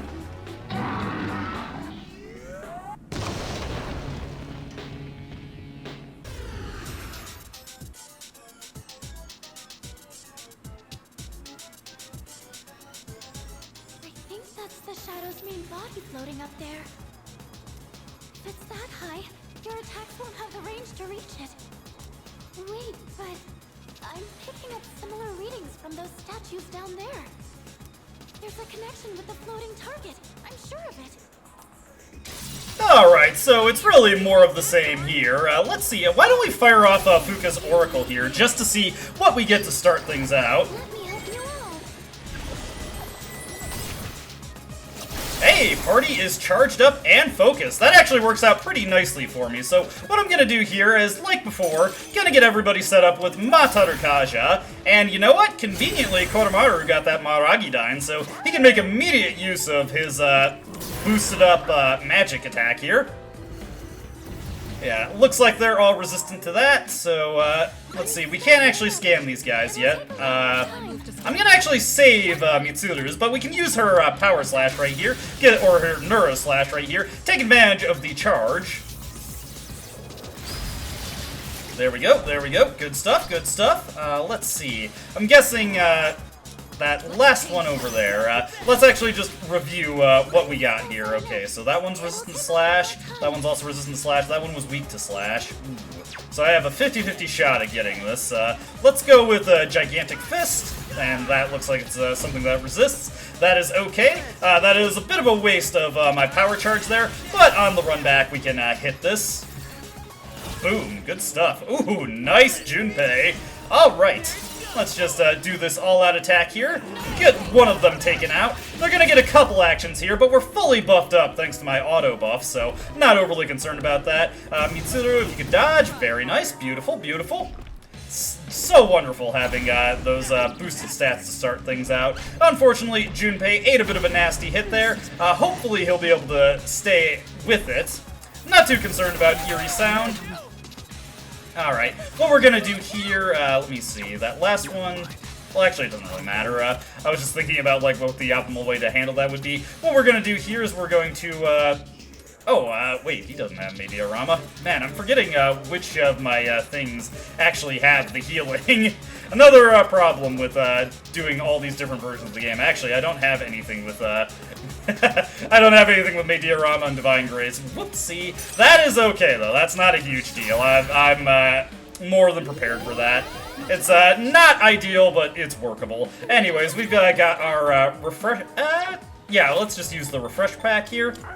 Get everybody recovered from the eerie noise. Do not want to have to deal with that when it comes to the damage.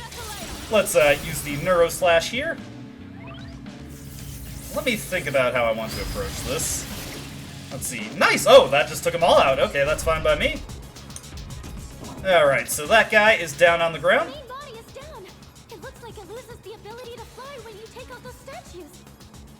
This is your chance to attack. Give it everything you've got. Indeed, Fuka, indeed. What I'm gonna do now is I'm gonna pass it back onto the protagonist. That'll immediately max out our Theurgy gauge, which will allow me to swap into Siegfried and just absolutely annihilate this guy with a Scarlet Havoc. Or at the very least, deal some very good damage, particularly if we get a crit here. Also remember that we still got the power charge in effect, so... Nice! Oh my goodness! And yeah, this is he's like, wait a second, this is not supposed to be going that quickly. Oh, that was beautiful. Alright, let's see what we got here. So, this guy, let's see, Slash again. This one is Pierce and Dark, and this one is Strike and Wind. Okay, so what we're gonna do here is, let's hit this one that's weak to Strike, then we can throw out a Deathbound, and let me see here.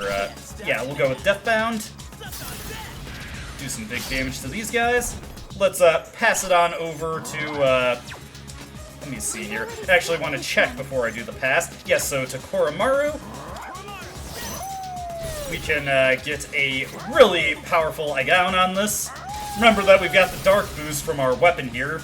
Unfortunately, it does not stack with the Pumpkin Mask, so that is not an option that we have at our disposal. This all-out attack should finish at least a couple of these guys off. I'd actually like it if one of them survived. Okay, they all survived. That's actually a little unfortunate. Heaven's Blade's a little scary, but not the worst thing we could have thrown our way. Looks like we've got an Elect Break coming out. I'm not overly scared about that. And then, hey, Medirahan. Oh, rude. Very rude. That's okay, though. Not anything that I can't handle. What we're going to do here is use Deathbound, get a bunch of these guys knocked down. If we're lucky, get a couple crits, or get all crits. Actually, what I'm going to do here is I want to make sure that I've got some healing going. So let's switch back over to Seiryu here. Use Mediarama. Very in character for me to come into this without any healing at my disposal. Let's have Koromaru. Let's see. Take out this one over here, or at least attempt to. Okay, not bad, not bad. We're gonna have Mitsuru do a Neuro Slash to get that Slash Weak one at least a little damaged. Okay, okay, not bad. That's putting him on the back foot a little bit. Let's see, this guy over here in the center is weak to Gigantic Fist. That was also the one that used a Medirahan, I believe, so it would be nice to take it out. Let's see, that one's going for Mazionga. Nobody on this team is weak to that, so... Oh, never mind. Spoke too soon. That's very, very in character for me. Whatever, whatever. Not big deal, not big deal. Here comes a Kogaon. That'll be unfortunate if it's targeted at Koromaru, but thankfully it was not. Alright, so our stat buffs are starting to wane here, so we're going to have to be a little defensive this turn, but I will take this opportunity to get rid of this guy real quick. I want to re-up our attack buff, of course, so let me switch over to Titania here to get that set back up on us. Or rather, get that going again. Yeah, we'll just take it nice and easy this turn. We've got plenty of Agility Sutra, so I'm going to have Koromaru use that to get our Masukukaja back in effect. It'll actually work out pretty nice that we're going to be delaying taking out this last one, Agility Sutra right here, because that gives me an opportunity to get some more attacks in on the Hanged Man without having to worry about what turn order I'm going in before he gets to act. Let's use our Aohige special here. Got so many of these, gotta make good use of them. Then of course we'll have Junpei buff up everybody's defense. He's so handy for that. Let's just have him do it. I could Gigantic Fist that thing, but he'd almost certainly kill it, so let's let it live for just a little bit longer. Here comes a Zeodyne. I think what I was set to... No, actually, no, wait, that was... I was getting that wrong. That was... Rhonda that I have to worry about that with. Let's do Magarula here. And if this kills it, I can switch into Siegfried, hopefully. Or actually, you know what? I'm not going to worry myself too much about that. I will switch into Siegfried. I'm not going to go with my original plan, though, since we're not going to be using... Scarlet Havoc, nice, nice, nice. I'm going to pass this over to Koromaru. We're going to set up a Power Howling to get everybody charged up here.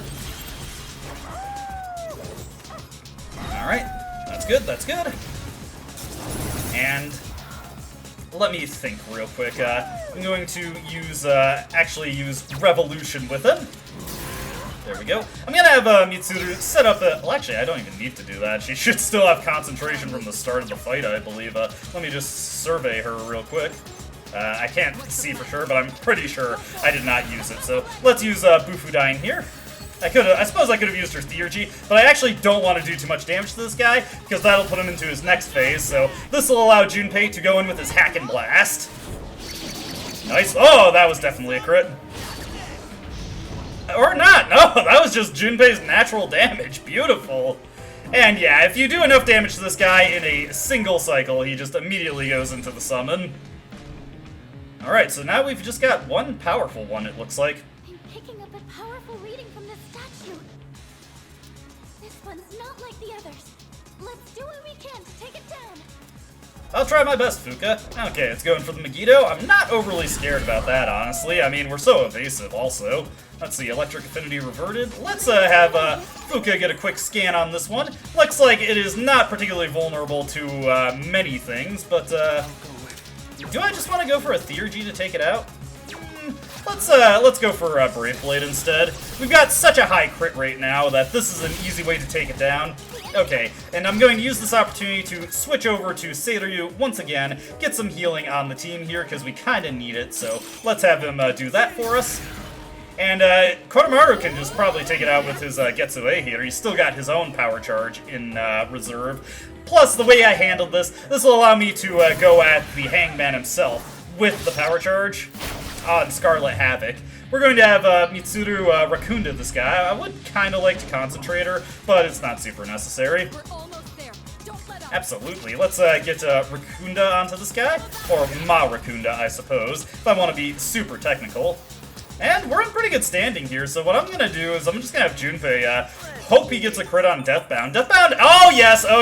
Deathbound has a super high crit rate, so in addition to the Revolution buff that's in effect and Junpei's own critical boosting passives, he's just looking super strong there. And let me see here, I still got, I do not have Power Charge in effect still, so what we're going to do here is we're going to go for an Oracle, see if Fuka decides to help us out with that. If she doesn't, not a big deal. Okay, she just refreshed all her buffs. Not what I was hoping for, really, but that's also fine. Let me see here. Let's see, Siegfried. You know what? I can have Siegfried just charge us up here. Change of plans. We'll see if we can't knock this guy down again next turn. Let's see, Grim Transcendence. And now we're actually getting to see his core gimmick of this fight. Finally, he gets an opportunity to do something. Unusual energy reading from the main body. So he can do that to give himself multiple turns. Yeah, still on Siegfried there. Very unfortunate, but that's okay. If he's gonna Dekunda himself, that's fine. I'm not concerned about that too much. Here comes God's Hand. That'll be a little scary, but oh, he's going for Koromaru. Oh, I was hoping Koromaru would dodge that. He's going for another Grim Transcendence here. It's like those enemies in Nocturne that just spam Beast's Eye on themselves. Or even worse, Dragon's Eye. Oof. Brutal stuff when you have to deal with that. And he's going for Heat Riser. Okay, that means I should probably use a Deikija gem on him. He's going for a Concentrate there. Okay. It's getting more aggressive. Watch out for stronger attacks. Fuka, you're just panicking for no reason. Don't worry. Let's see here. So yeah, this is the kind of situation where having a Deikija gem is very handy. Do I have a Deikija gem? Tell me I have a Deikija gem. Do I not have Deikija gems? Well, that's a bit unfortunate. Luckily, I've got something that's just as good. We've got the Debilitator Sutras. I'm gonna do something very particular for this turn, so I want to be careful with how I approach this. Let's have Koromaru use an Aohige special. And the only person that I really care about surviving his upcoming attack here is the protagonist. So what we're gonna do is we're going to have Mitsuru throw a Magic Mirror onto the protagonist. I would love to re-up Rakunda on this guy, but it's just not in the cards for this turn, so we're just going to press on and use this here. Sadly, these are super nerfed from their Persona 3 FES and Portable incarnations, only hitting on a single party member, but that is okay. Let me just make sure. No, we don't have defense up for everybody. Yeah, let's play it safe. Let's be better safe than sorry. Don't want to get careless at the last act. Okay, so Magic Mirror did not help out at all. I made the right choice in doing that then. As you can see, not super threatening on its own. Let's see here. If that's the case, what I want to do here is I'm going to... I want to heal. Where is I'm always losing track of where my personas are, so that's pretty rough on me. Alright, we're gonna have Koromaru, let's see here, just re-up Revolution for us. That'll give us good odds that Junpei will get a crit here. I'm actually going to not bother having Mitsuru concentrate. I'm gonna have her use her Theurgy for Blizzard Edge, because possibly this guy could be vulnerable to freeze. You never know, you never know. Always worth trying.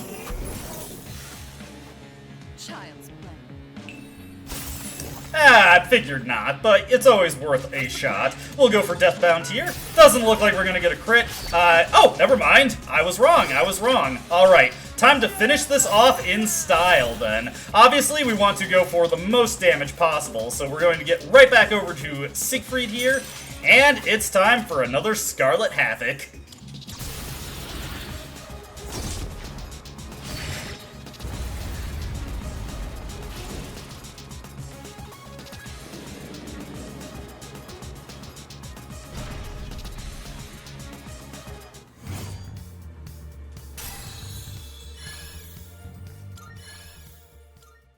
I don't dispute the doubts you've outlined, but it's my right to waste your time.